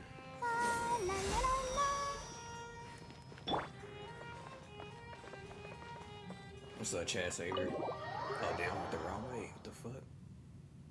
Oh, never mind. Oh, I am going the wrong way. I was just muting my mic, eating cookies, enjoying the story and shit.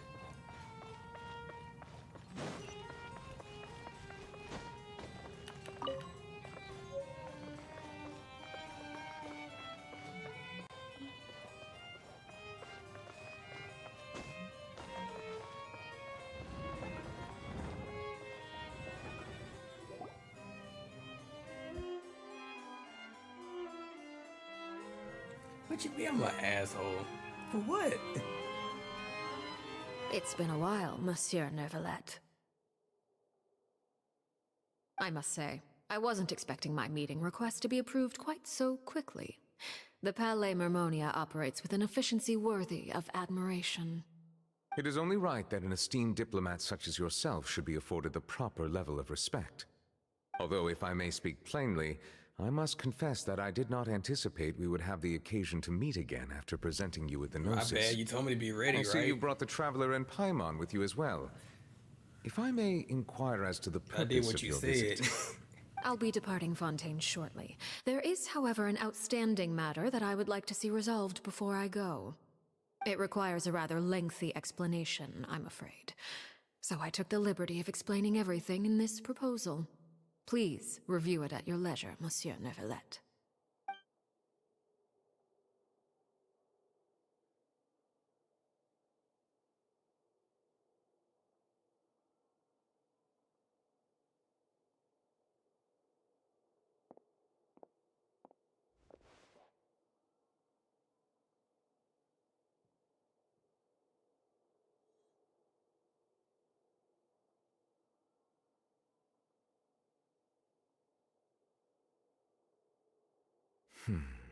I understand your request. However, at the risk of causing offense, I must admit that I fail to see why you would wish for such a thing. I heard you have a certain fondness for water tasting, Monsieur Neuvillette. My bad, Ace. So allow me to use water as an analogy. A family is like a large body of water with countless rivers flowing in and out. As someone who watches over this system, I would hope that each river that flows from the source will eventually reach the ocean. Of course, objectively speaking, I know this is impossible. I couldn't help it. Most I of the really wanted rivers to will start the dry up quest. along the way, disappearing into the ground and leaving nothing but a barren riverbed behind. Not all rivers are destined to reach the ocean, but I would not see their existence rendered meaningless. I believe the water that flows within them is simply meant for a different destination, like a field in need of irrigation.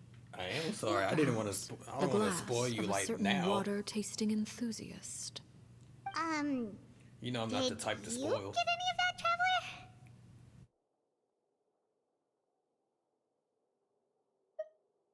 Your words paint an optimistic picture indeed. Allow me to remind you, however, few among us are willing to sip from a glass filled with tainted water. It may have been tainted at one point in time, but not to worry. I'll make sure it's strained of all impurities and returned to its cleanest form.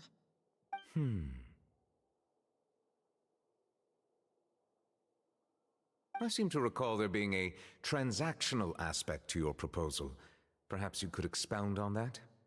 If you accept my proposal, Monsieur Neuvillette, I will gradually withdraw my forces from Damn, Fontaine. what you be doing? You always come home And, late. unless absolutely necessary, I will no longer carry out any special missions within Fontaine.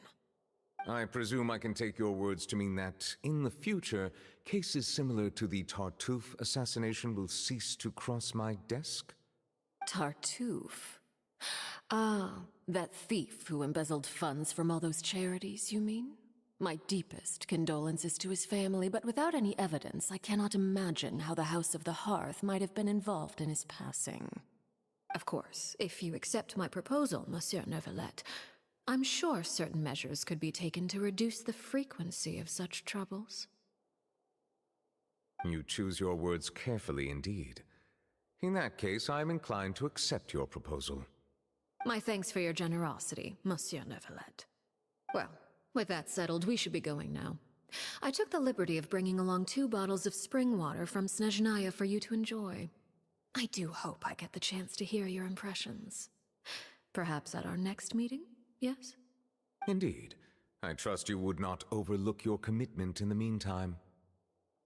All right, Traveler Paimon. Time to go.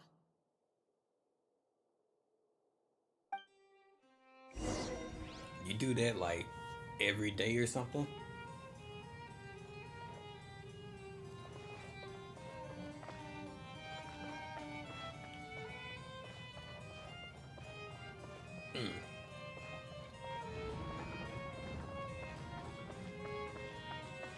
This is like the latest you came to my stream, like 11:30 here.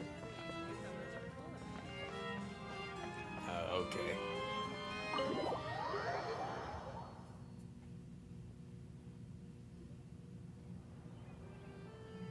So, what exactly were you talking about back there? Paimon only heard you mention some rivers, a large body of water, and then some kind of irrigation scheme. You really want to know? I would imagine there might be more pressing concerns at the moment. Lenny, Paimon really hopes everything's going okay. Oh, Paimon recognizes that look. You've got your thinking cap on, don't you, Traveler?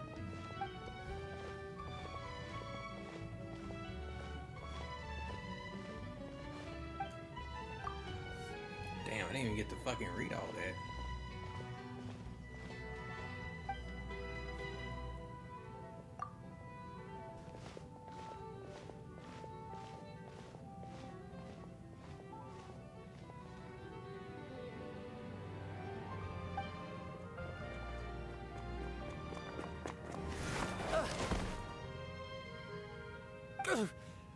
Oh, shoot.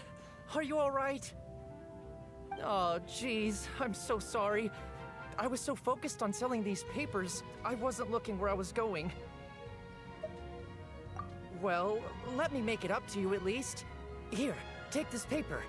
On the house.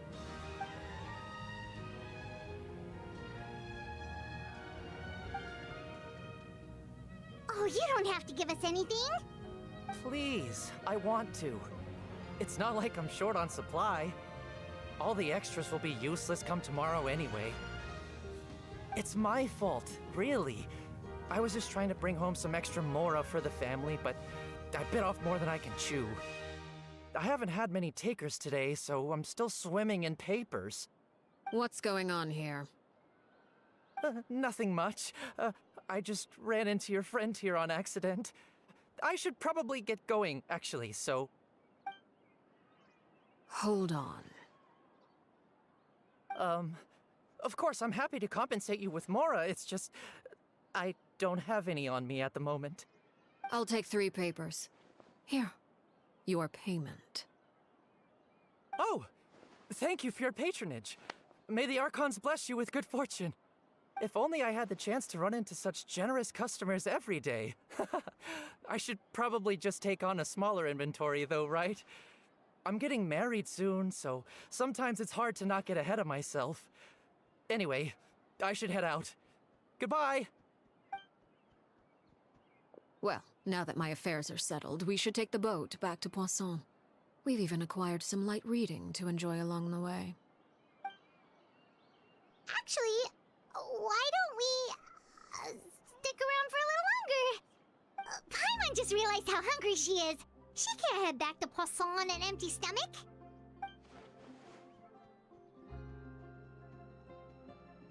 It appears you two are under the impression that delaying our return will somehow alter the situation in your favor.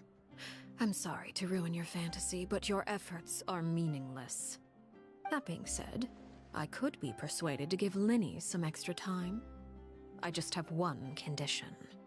If you agree to my request, I'll even answer some of your questions. You're quite curious about Clairvy, are you not? And my relationship to her. Wait, why are you being so generous all of a sudden? You're not gonna ask us to do something bad, are you? You overestimate yourself. You don't have the talent for bad things. Then what can you possibly...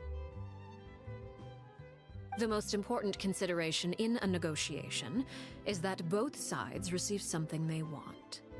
Demands and threats only get you so far. Wonderful. Here it is. When the time comes, make the choice that you deem most appropriate in the situation, and lend your help to the House of the Hearth. Okay, sounds normal enough. But what do you mean, when the time comes? When is that supposed to be? That is for you to decide. Then we have a deal. Follow me.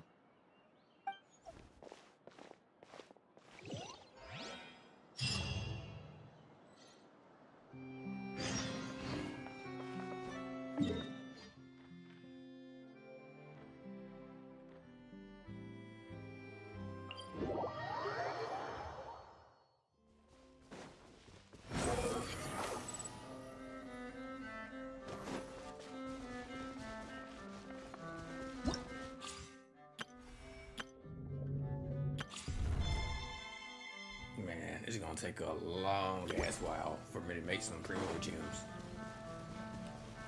There's no events out like that. Behold! Quit following me.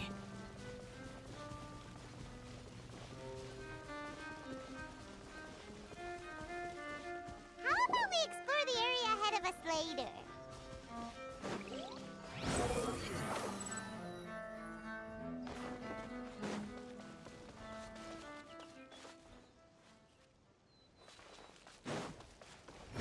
Search forth.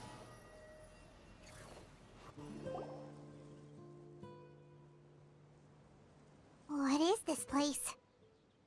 Somewhere long forgotten by everyone. It used to be a grand building. Now it's nothing more than a pile of rubble.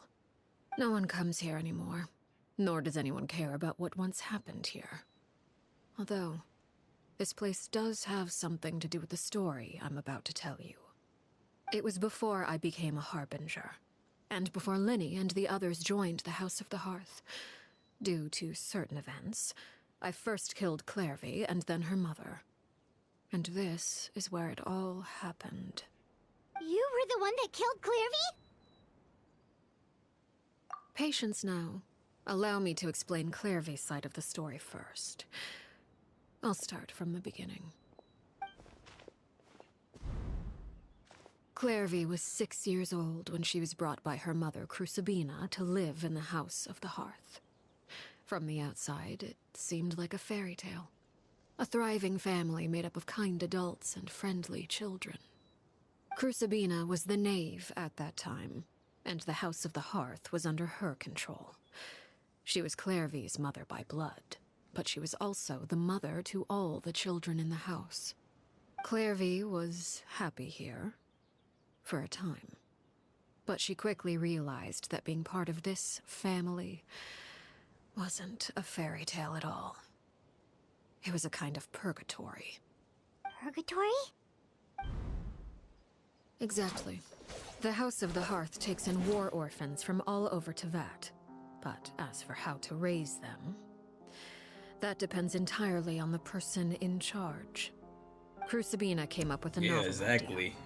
She would teach the children to fight, force them to duel each other, and then crown as the king of the house the child who proved themselves most worthy of inheriting her title. It's difficult to estimate the number of children who died or were maimed in the process. I haven't been watching those YouTube There's little I can say about the ones who died. The ones that emerged with permanent injuries, on the other hand, well, they still served a purpose. They would be handed over to the doctor to be experimented on, or sent away on dangerous missions. Nothing more than tools to be used and then discarded. So those were the experiments Clairvy was talking about. But what actually happened to her? You said that Clairvy was Crucibina's daughter, so if Clairvy tried to convince her to stop what she was doing, Crucibina probably would have listened, right? Despite being Clairvy's mother, Crucibina cared little for her daughter. She forced Clairvy to join the House of the Hearth only as a means to demonstrate her own impartiality as a mother, to prove that she treated all her children equally. Clairvy did try to convince her mother to change her ways, but it was to no avail. After her efforts failed, the only other option was to rise up and try to fight back. Unfortunately, the other children had already been thoroughly indoctrinated into the illusion of happiness Crucibina had created. Of course, there was one exception. Someone Clairvy's age who knew the truth about the House of the Hearth.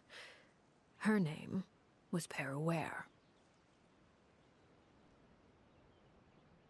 Wait, the friend that Clairvy mentioned? Friend, huh? I suppose we can call her that for now. Clairvy was a cheerful and passionate person with a tenacious spirit. Peruere, on the other hand, was rather cold-blooded. Her cold-blooded nature allowed her to see through Crucibina's facade. Yet, it was also this cold-bloodedness that prevented her from acting against it. At least at first. While Clairvy longed for freedom, Peruere was convinced that, amid all the fighting and violence, she would make it until the end.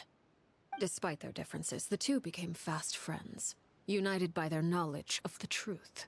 Clairvy told Peruere that she hoped to create a real family, where no one would be killed or sacrificed. There may have been a certain naivete to her ideas, but Clairvy proved her determination many times over. She tried countless times to run away, ask for help, or expose the truth. But her efforts only earned her beating after beating. The only thing that kept her going was her strength of will. Even with her body racked with pain, she would still stand on her tiptoes and open the window at night. She and Peruere would look out at the moon together, a fierce longing for freedom shining in her eyes. But one day that light simply vanished. Oh no. What happened? Her hopelessness resulted from a culmination of things. 10 years had passed. 10 years worth of failure after failure. She and Peruere weren't children anymore, but finding any chance to escape still seemed as hopeless as ever. It was during this time that Peruere suggested a new plan. If escaping was out of the question, why not take down the very person sitting on top of this throne of lies? Mother herself. Clairvy rejected that proposal. She claimed that, as a famous harbinger, Crucibina possessed an unimaginable amount of power. Trying to kill her would have an incredibly low chance of success. Clairvy never gave another reason, but Peruere could see it written all over her face. Clairvy still thought of Crucibina as her mother. Killing her own flesh and blood was a line she couldn't bring herself to cross. If she couldn't escape and fight back, then only one option remained.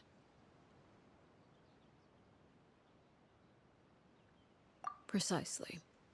Death was the only way that she felt she could be free. It happened during a duel. When she arrived at the dueling ring that day, her partner turned out to be none other than Peruere, the very person that had stood by her side all those years. It was a fierce battle. But ultimately, Clairvy decided to let Peruere end her life. From that moment on, Peruere's journey was one written in flames. When the rain finally came and washed it all away, there she stood, the sole victor in Mother's endless game of slaughter. A trail of corpses strewn across her path to success. It was the very result she had predicted 10 years prior. Even then, she believed she would make it until the end. She wasn't surprised by the fact that she emerged as Mother's undisputed heir. Rather, her success left her with an inexplicable sense of restlessness. She was unsettled. And there was only one thing that could quell that sensation. Perhaps you two would like to take a guess as to what it was? Crucibina, you mean? But... Correct. This is the place where Peruere killed her best friend. A mere year later, this is also the place where she fought tooth and nail to kill the mother they shared. The moment she acted, any conception of what was right or wrong ceased to matter. It's one of the principles of the house. Only those who survive get to write the rules. Peruere won the battle, and became a harbinger herself. After which Her Majesty, the Tsaritsa, bestowed upon her a new name. Arlecchino. So the Perry Clairvy was talking about... It was you all along. You're Peruere. Arlecchino is just a name you got later. I left that name behind long ago. I must say, hearing it now does bring back memories. After I defeated Crucibina, the moniker of Mother died with her. I chose to forego the title she called herself and even chose to give up my own name. I rebuilt the House of the Hearth under a new identity. Not only as Arlecchino, but as father. And that is where the story ends. Any more questions? Yeah. Based on what you just told us, Clairvy wasn't a little kid when she was killed. So the Clairvy we met... Was she really a spirit at all? I suppose you could call her an illusion born of flame. Her existence is like ashes to a fire. Something left over in the wake of blaze and ruin. You see, a certain power runs through my veins. It's not unlike a curse. My flames leave behind shadows of anything they consume. Of course, the chances of those shadows morphing into a sentient entity are exceedingly slim. Clairvy is a very special case. Clairvy died when she was 16 years old, but what emerged from the flames was her 6-year-old self. Her appearance wasn't the only thing affected. Most of her memories were lost to the blaze as well. Memory is a mysterious thing indeed. Losing a portion of your memories will alter your sense of self. Lose 10 years' worth, however, and it would be like living in the past. Like returning to a version of yourself that never grew up. No wonder Paimon got such a weird feeling when we were talking to her. Perhaps I should put it this way. Clairvy is someone trapped in time.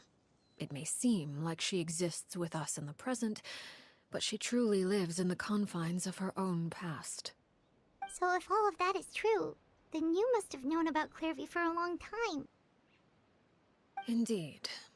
She's a rather volatile and unstable entity. Sometimes she would look after the children. She's even saved some of their lives. But other times, she would hide from me and become obsessed with revealing the truth about the house to anyone who will listen. Shadows don't have the capacity to learn or grow.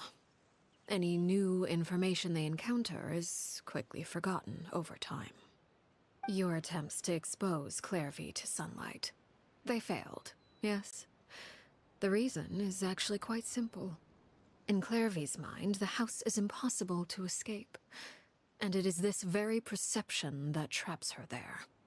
But no matter.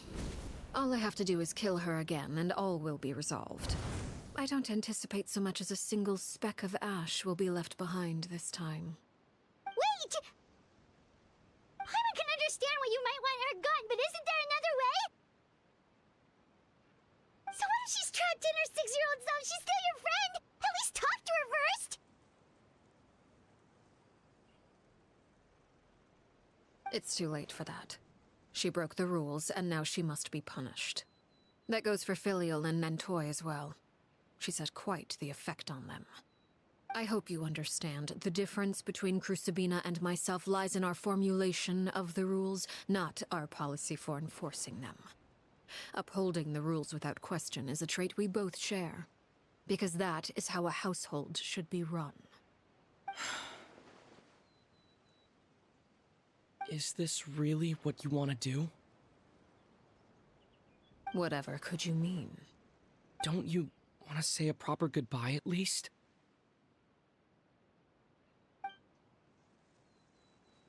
Whether as a killer or as a father, there are two things that must be avoided at all costs: anger and sorrow. Anger makes you impulsive.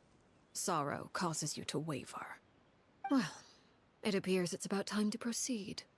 Before we arrived, I told some of my well-behaved children to bring our troublemakers here by nightfall. I do believe I've kept my end of the deal. I give your friends quite a bit more time. As for what happens now, we'll just have to wait and see.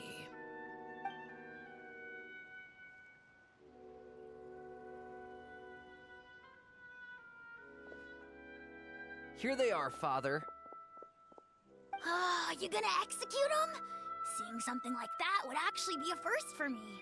Lenny! I'm sorry. I heard about how you helped buy us more time. But I still failed. I couldn't find a way to fulfill her wish. Huh? Are you... Perry? Indeed, it's been a while, Clairvy. Perry! Shh. Stay right there. I'm sorry to postpone our reunion, but first, I believe certain scores need settling.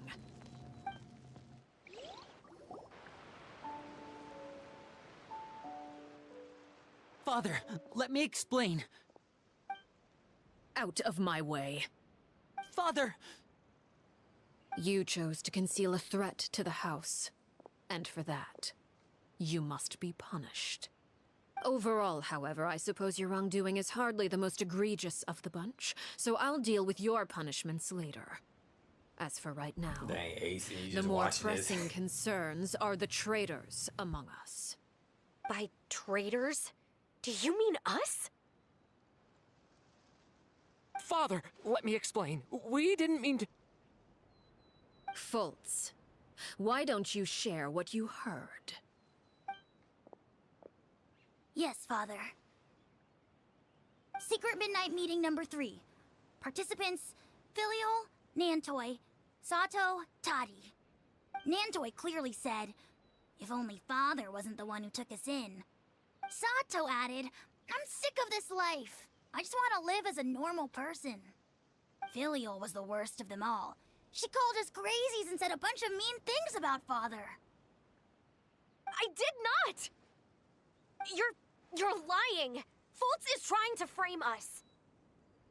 It's not like I'm the only one who heard those things. After that, you and Toddy and a bunch of other people started talking about Clairvy. You were using all those things Clairvy brought up as an excuse to question Father. We're birds locked in a cage. The only way out is to destroy it. That's what you said, wasn't it? You little... You just want me gone, don't you? What did I ever do to you, huh? And you, Sheplo, have you forgotten who stood by your sickbed, watched over you, and changed your dressings? Come on, let's hear it then. What's your reason for all this? What's up, Adam? You're wrong, Filial. We don't want you to die. You're our family. Liar. You wouldn't be doing this if that were the case. So why? Why have you backed us into a corner? We all live in the House of the Hearth. You know the type of work we do, Filial.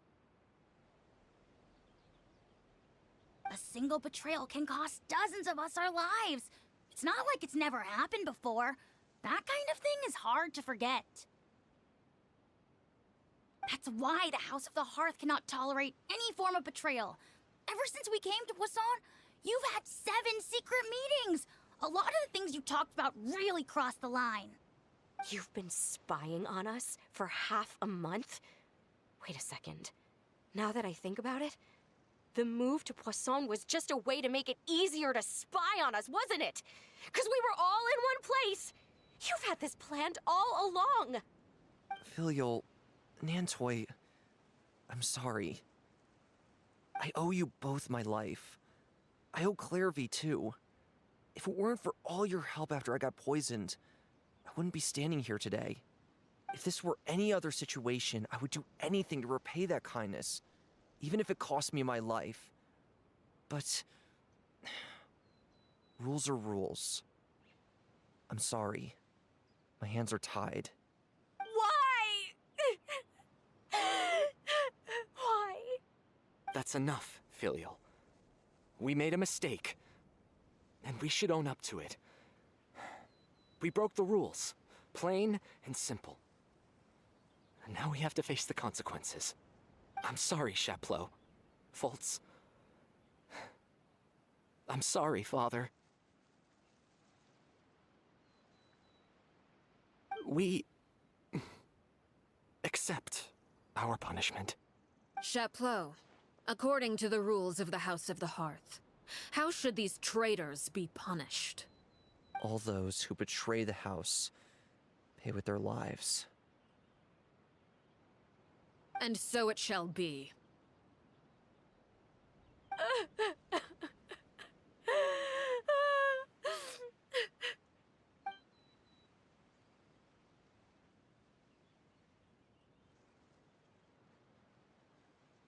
Father, please wait!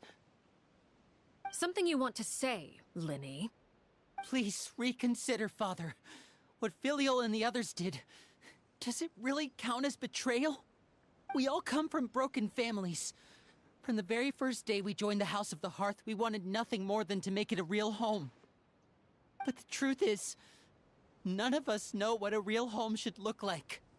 I'm not saying I have all the answers. All I know is this. Killing Filial and the others may uphold the rules, but doing so will only bring us further away from being a real family than we've ever been. So please, Father, please reconsider. I agree with Linny. Father, please. Linny, you...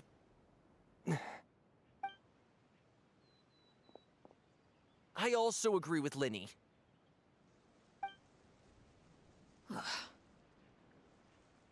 An order once given cannot be rescinded. However, given the extent of your determination, I suppose we shall have to go about this a different way. I guess that's where the boss Draw battle your begins. weapons and face me. Our weapons? Father, are you referring to a duel? Precisely. The rules of the house will not be altered. Traitors must be punished. However, resolving disputes with a duel is also one of our rules, one that also applies to me. Demonstrate a sufficient showing of strength, and I shall offer a concession. Wait. Beat Father in a duel? Impossible. Father is way too strong, even for Linny.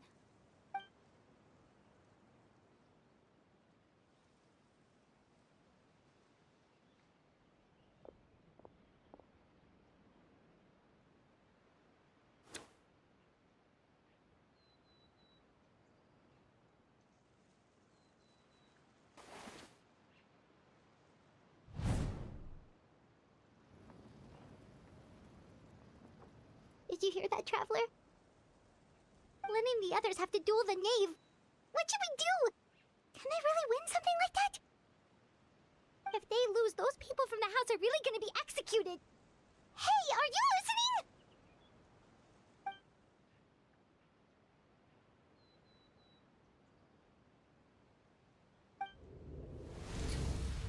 Don't you want to say a proper goodbye at least? Anger makes you impulsive. Sorrow causes you to waver.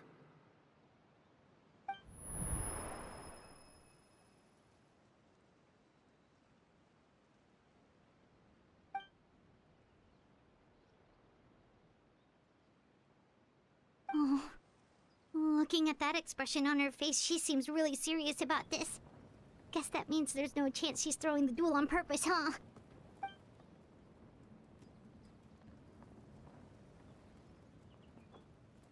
When guests are around, families are often on their best behavior. And any disputes are less likely to escalate. When the time comes, make the choice that you deem most appropriate in the situation, and lend your help to the House of the Hearth. What's wrong, Traveler? Hey, where are you going? Traveler? You're asking to join the duel against the knave? I'll allow it. We do have a ready-made dueling ring at our disposal, after all. All I would advise is this. Keep a firm grasp on your weapon, and give it your all. Any less, and you may just lose your life.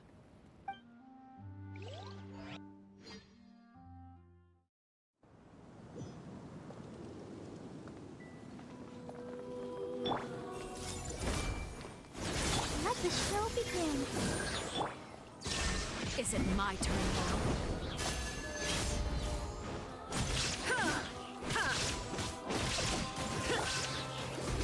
Now's our chance! Is it my turn now? Jeez, why's the fucking camera like that? Stop Is it close my up and turn shit. now? Hang in there.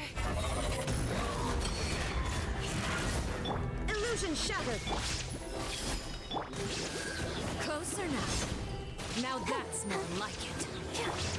Is it my turn now? shines eternal.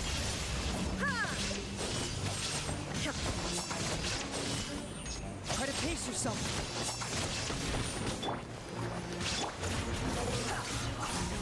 With the fall of darkness, destruction shall rise. Have a taste of purity.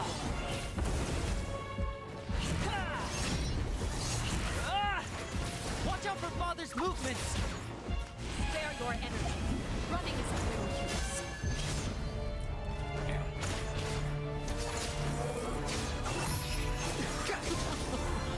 Look, Upon the gale. trapped like a bunch of helpless ants.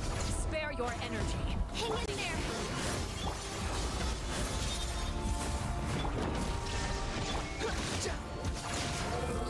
Search for it. Look at you. Trapped like a bunch of helpless ants. Is it my turn now? Try to pace yourself. Jeez, I could dodge. Shine down. Ready, steady, go. Everyone hold hands. Watch out for Father's movements! My turn. How amusing. Not bad. You've proven to be a worthy opponent after all.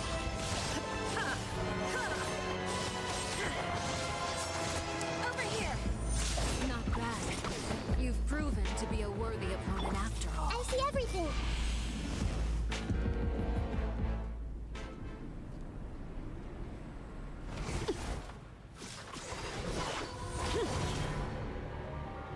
Damn, second phase, I figured.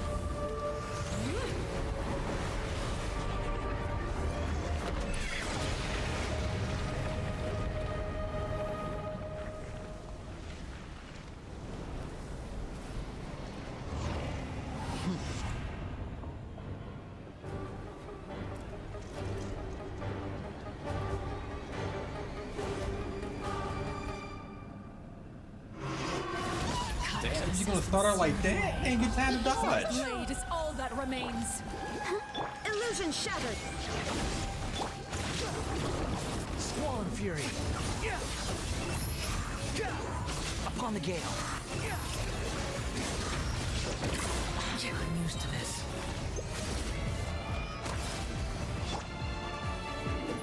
Everyone hold hands.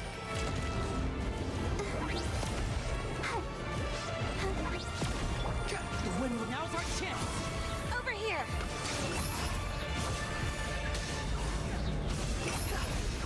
Your punishment made manifest. Quit following me. Squall and fury.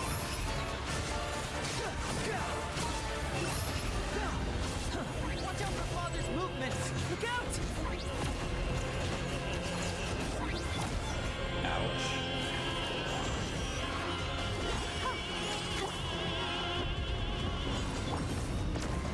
The sun and moon have set. Only ruin remains. Now's our chance! Over here.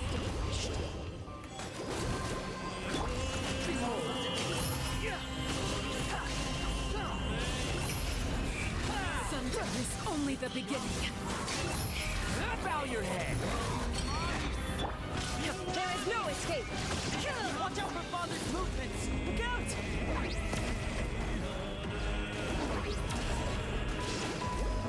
Those will help protect us.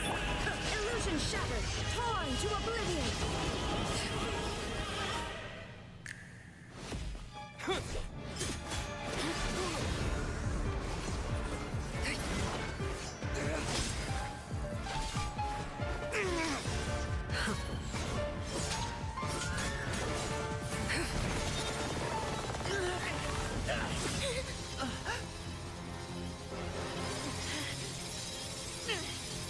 You should know better than to crowd in one place.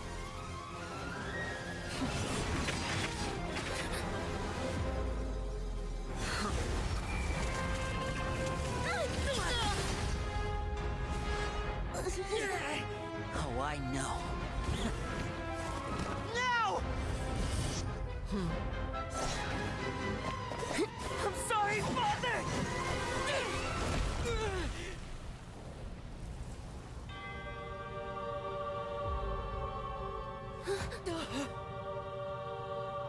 Sorry for what? This pitiful excuse for an attack.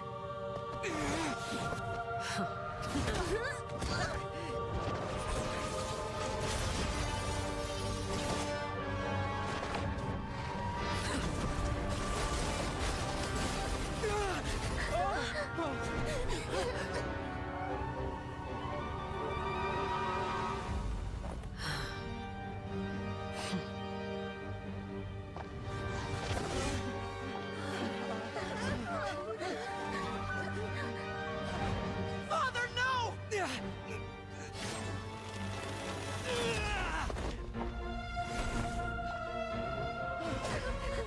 Made it out, did you? You're stronger than I expected.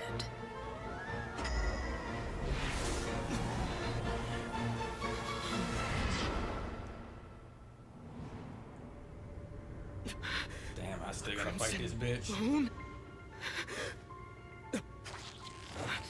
I can't move.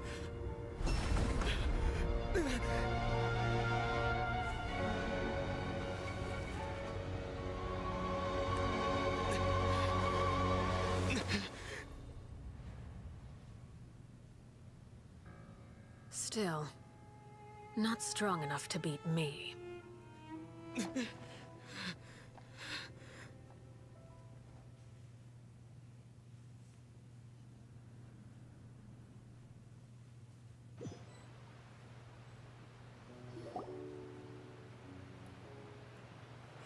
Main character took the L.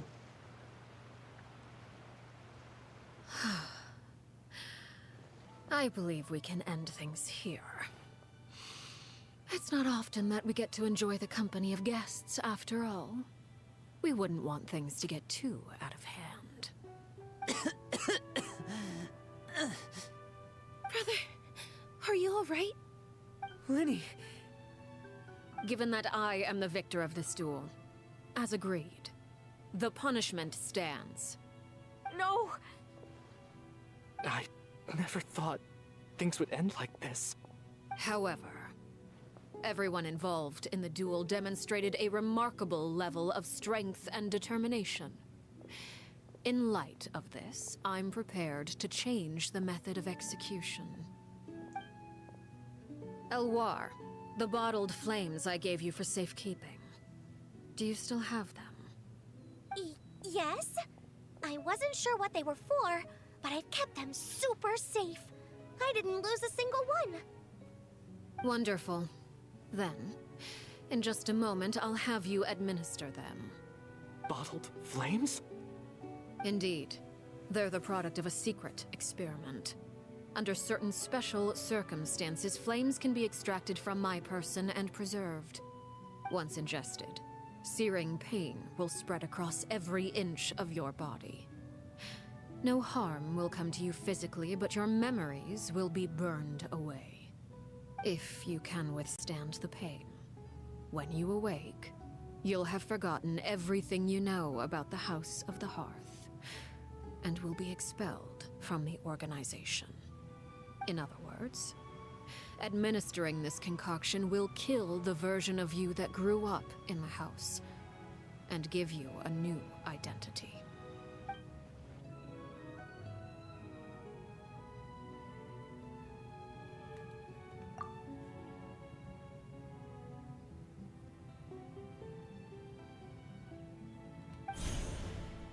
Memory is a mysterious thing indeed. Losing a portion of your memories will alter your sense of self.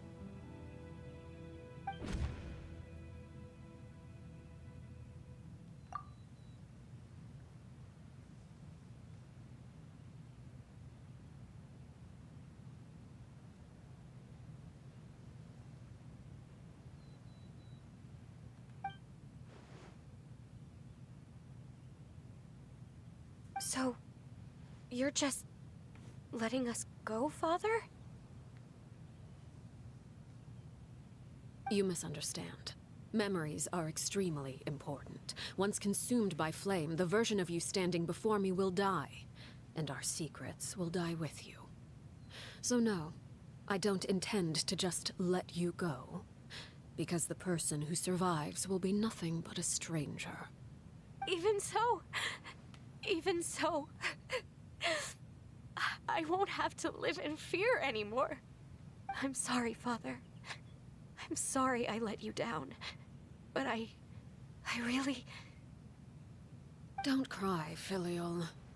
You haven't left the house yet, so there are still rules to be followed, yes? Remember what I taught you. Anger makes you impulsive, sorrow causes you to waver. Don't let yourself be controlled by your emotions. Of course. I'll remember. Dry your tears, and go pursue the life you really want. Yes, Father. Chaplot, Foltz, Elwar. Take them back to Poisson. And bring Linny and the others as well. I prepared 3 extra vials of bottled flames. As for whether to take them, the choice is yours. Goodbye, children. The next time we meet, I will no longer be your father. Thank you for all you've done for the house. I hope you have bright futures ahead of you.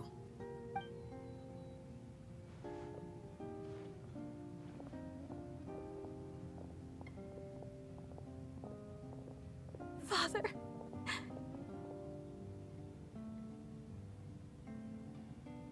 Let's go.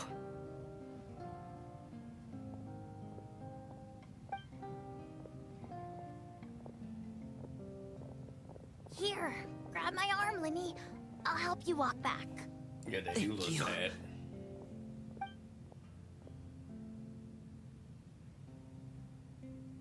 Clairvy.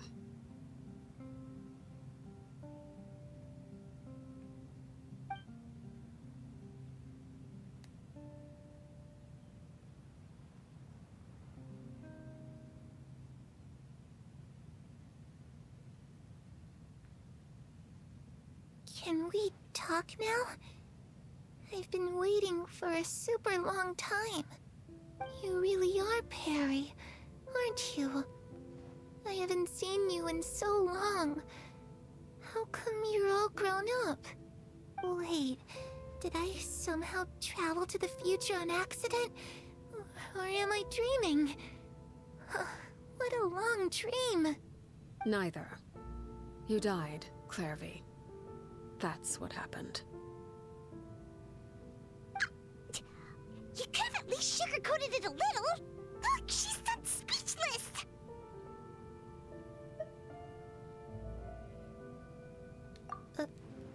Oh. Okay then. Huh? That's it? You accepted it just like that? Yep. If that's what Perry says happened, then I believe her. Perry wouldn't lie to me. Plus, I don't really need to know why I'm like this. I'm more curious about what happens in the future. If you're a harbinger now, Perry, that means Mother is gone, isn't she? Can you tell me about it? I want to know what happened to her. And to me. You never stopped trying to defy fate. At first, no one believed you. You could only vent your frustrations to the moon. In fact, you often sought comfort in the night sky. You wanted to see the aurora, so one night we promised each other we would go to Snezhnaya to see it together. Later on, you tried to run away, but you were brought back each time. Mother spared your life, but it wasn't out of kindness. Instead, she decided to make an example of you by slowly torturing you over time. That way, the other children would know what happens to traitors. Still, you never gave up. Mother hoped that through ruthless duel after ruthless duel, she would be able to crown an ultimate victor among the children she raised.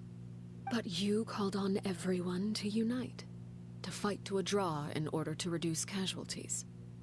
Your efforts may have only delayed the inevitable, but still. You gave them hope. You tried everything you could think of, but every attempt ended in failure. Still, you never turned your sword on Crucibina, and you never turned it on me. On that gloomy day, you told me, "For the last 16 years of my life, I've done everything I can to fight for freedom. But now, I realize that the only freedom I truly possess is the freedom to choose to die." I never imagined I would say something like that. I must have been feeling really worn down. But somehow, I still think I understand. According to Mother's plan, only one of us was going to make it until the end. And I always hoped that person would be you. If I could do it all over again, I still don't think I would make a different choice. Even when I first met you, I knew you'd be able to do what I couldn't. Is that so? Even now, I'm not sure I truly understand what kind of freedom you were trying to pursue. But as the head of the House of the Hearth, and as the children's father, I've tried to give them the most basic of freedoms. The freedom to choose their own fate. It's something I discussed with the Eudex of Fontaine. The children who want to leave the house will have their memories wiped clean of all secrets pertaining to the organization. In return, they will be allowed to live a normal life in Fontaine without being prosecuted for their past.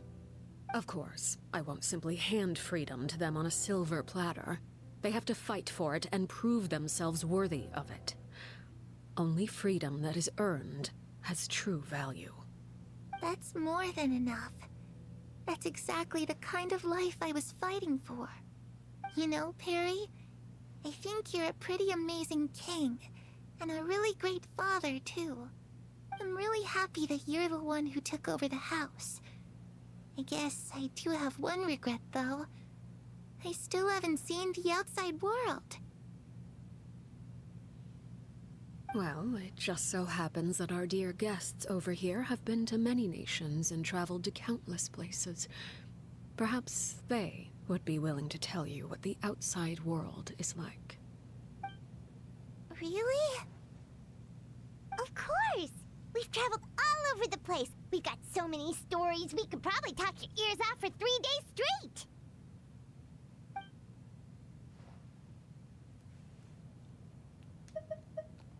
I was always too afraid to skip Mother's fighting lessons. But at the academia, I bet you could do all sorts of secret things in class. Things that have nothing to do with studying. I'm just kidding. Being able to study whatever you want without having to fear for your life actually sounds pretty great. You know, I used to dream of being a bard. Playing the lute while singing into the winds of freedom? Even if there was no one there to listen, I would have continued to sing no matter what. Ah, that's where Mora comes from. I never knew that before. If I had some Mora, I would buy 3 new dresses. One for me, one for Perry, and one for Mother. It's just too bad Perry doesn't like wearing dresses. And Mother, well, she probably wouldn't accept something like that either. I guess I'd just have to keep them all for me then. I could wear a different one every day. Those yokai you mentioned, what do they look like? I once saw a drawing of this one guy with horns on his head and a super scary face. Are there any yokai like that? Oh, sounds like you're talking about an Oni. Yep, we've met one, and let Paimon tell you, they're not nearly as scary as they look.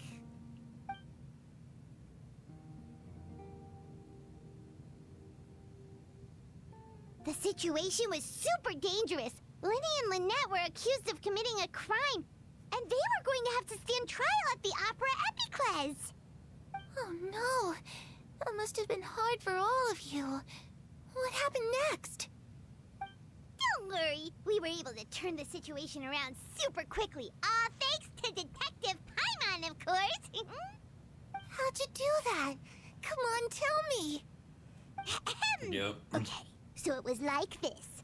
After the failed magic show, we rushed to the scene and... Paimon over March 7th any day.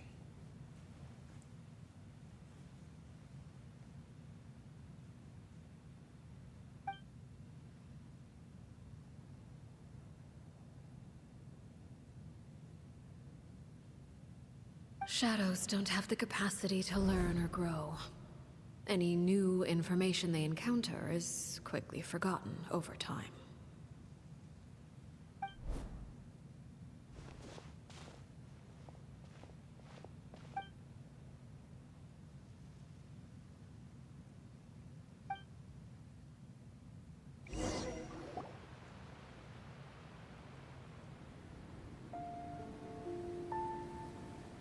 Clairvy, you've worked tirelessly from the shadows to overthrow the House of the Hearth.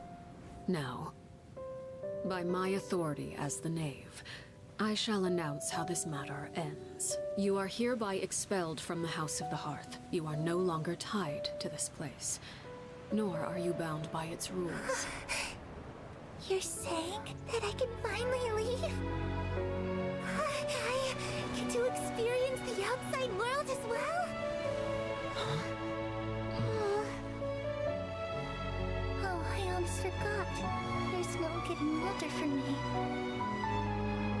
Still, seeing who you grew up to be makes me really happy, Parallel. Take care of yourself. Goodbye. May we meet again someday.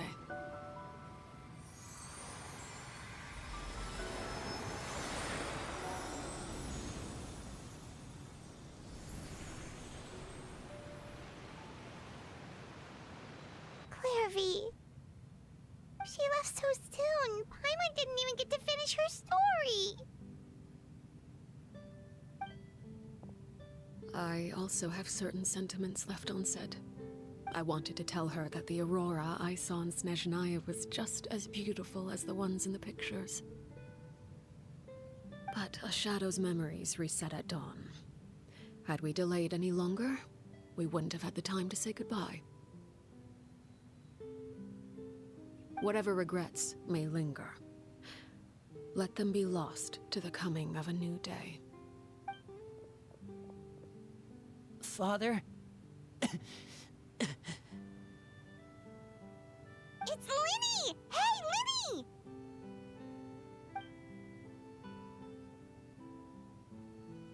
What is he doing back here? Let's go check it out.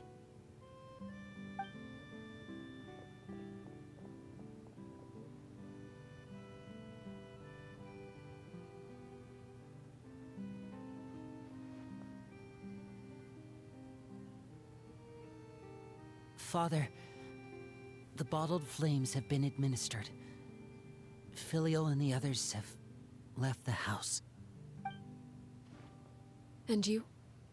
What have you decided?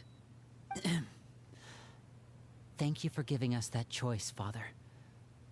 But we never wanted to leave the house. It's the only home we've ever known. Lynette and Fremine feel the same way. They're recuperating back at the Hotel Bouffe d'Été. But I decided to come back and tell you where we stood. I'm sure you're well aware of the expectations I have for you. I want you to follow in my footsteps and become the next king of the house. Yet you seem to have different ideas. I must admit, I'm rather surprised by your decision to stay. There's nothing wrong with choosing to live a quiet life. Leading this organization is a heavy responsibility, one not so easily carried by someone forced onto the throne. I just never understood what you saw in me. What made you believe I was deserving of that throne? You're brave, talented, and, most importantly, you cherish your family. You would do anything to protect them, even if it costs you your life.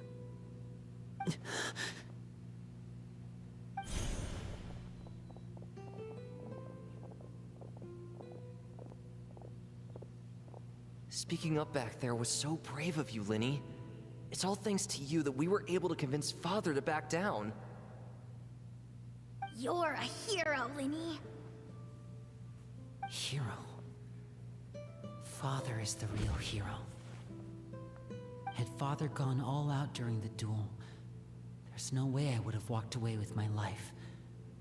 She must have had it all planned from the beginning, from the very moment she suggested a duel. I'm not deserving of that title. I'm not strong enough or smart enough. You're wrong. In my opinion, all you need to be deserving of the throne is conviction and the necessary strength to act on it. We may have different ideas of what it means to be a family, but you can hardly be said to lack conviction. What you truly lack is strength. For someone of your talent, though, that's something that will come with time. Even without that strength, you still chose to face me in a duel, even though the odds were stacked against you. That capacity to honor your convictions is what I truly see in you. Father. No one knows what the future holds, what tragedy or triumph may be in store. Being at the head of this organization requires the strength of will to face whatever comes. Caution will only hold you back. If reaching a certain standard were required to go after what you want, I would never have succeeded in killing my predecessor. Back then, there was still a considerable gap between our abilities. Strength may decide the ultimate victor, but those who let a lack of strength dictate their decisions or undermine their convictions will never be worthy of the throne. I understand, Father. Thank you. Children must grow up to surpass their parents. Only then can a family continue to flourish. The road ahead is not an easy one, so I'll ask you one last time. Are you certain you want to stay? You've done so much for me, Father, and that kindness must be repaid. Plus, with Project Stuja at hand, there are many dangers ahead, and I, for one, don't intend to back down. Protecting my family at all costs. That's my conviction. Then you're welcome to stay. As for Project Stuja, you need not be too concerned. If those cowardly businessmen and heartless dignitaries try to take us down, I'm prepared to teach them a lesson. Having members who longed for the light was our organization's last weakness. With those members no longer among our ranks, the House of the Hearth is like a spider hiding in the shadows. We need only wait for our prey to come to us. At present, our imperative is to use their plan to our advantage. In doing so, a crimson moon shall rise amid the frigid blizzards of winter. No demonstration of loyalty shall go unrewarded, and no sacrifice shall be in vain. As for the two of you, whether we meet again as friend or foe, I'll remember the camaraderie we shared in this moment. No matter how arduous the journey ahead, I hope we both reach our desired destination.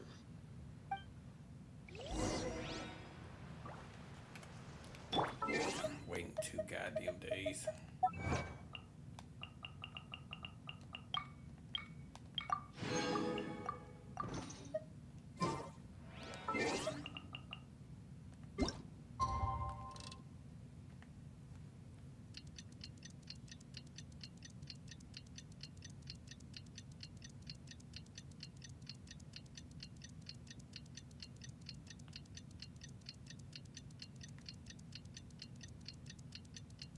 She need to go faster.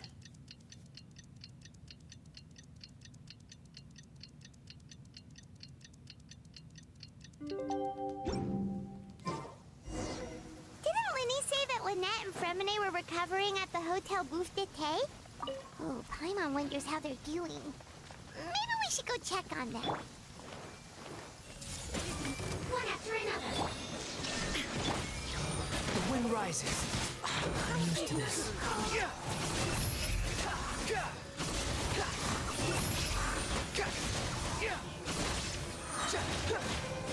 Wretched vermin! La la la la. Let the show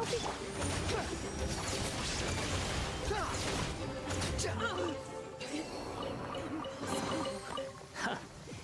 You even want this?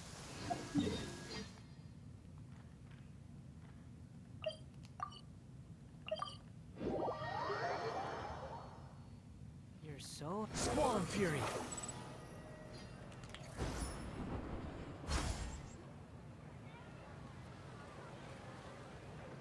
Lynette? Fremine? How are you feeling? Much better. Whew, what a relief! What about you? Are you feeling alright? I knew you'd come out unscathed. Us, on the other hand, well... We've been bedridden for 2 days. I couldn't even turn over. Oh, and I wanted to ask, is Clairvy... gone? Linny and the other members have left Poisson and returned to the House of the Hearth. According to him, there haven't been any more sightings of a spirit roaming the house. I see. I'm glad. Father came to check up on us 2 days ago and told us about what happened with Crusabina and Clairvy. Actually, I've met Crusabina before.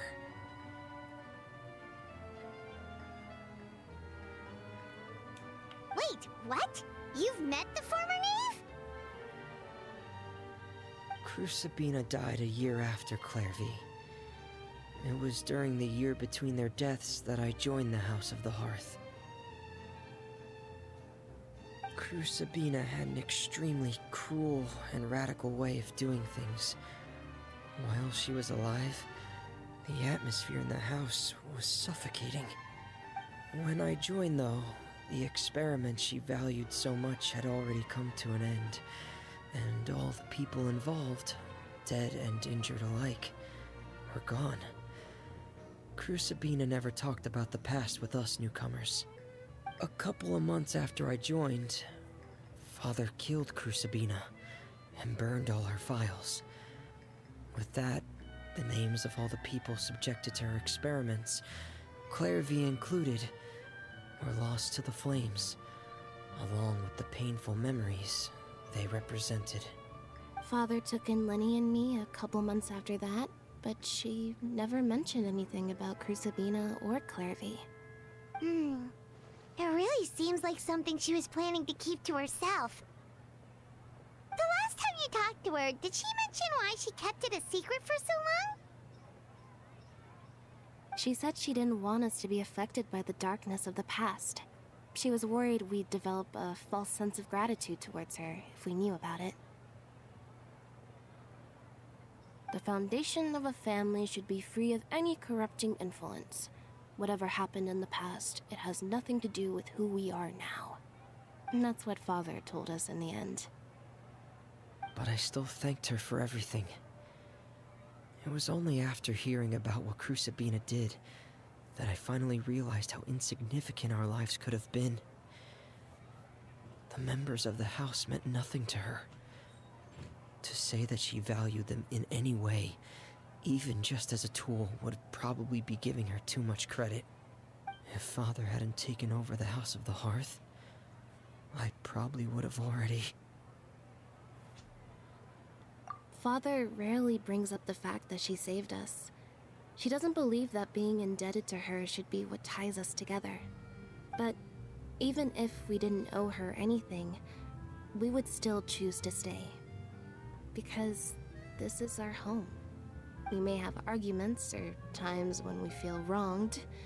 Some people may even choose to leave. But as long as Father is here, we will always have a home.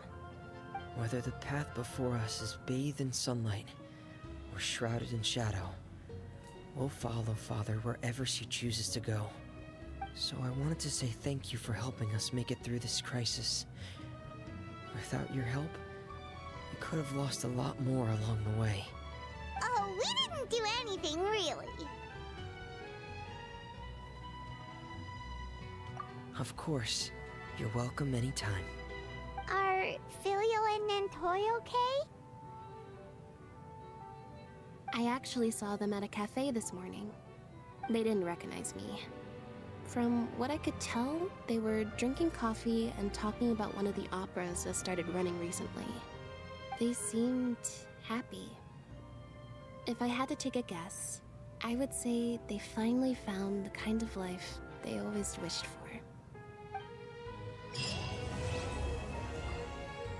Alright, that's over.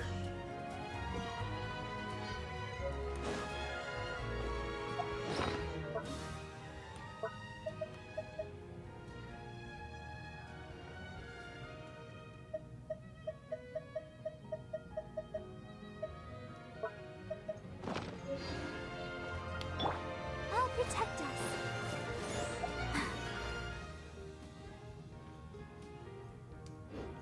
I'm fine. Trying to see something.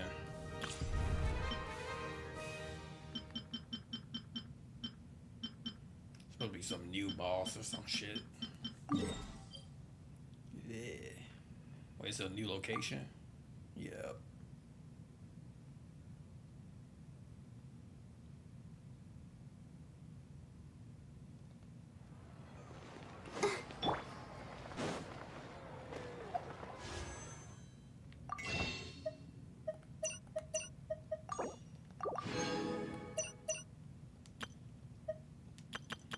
I better get something in this 10 pool whenever I get the chance.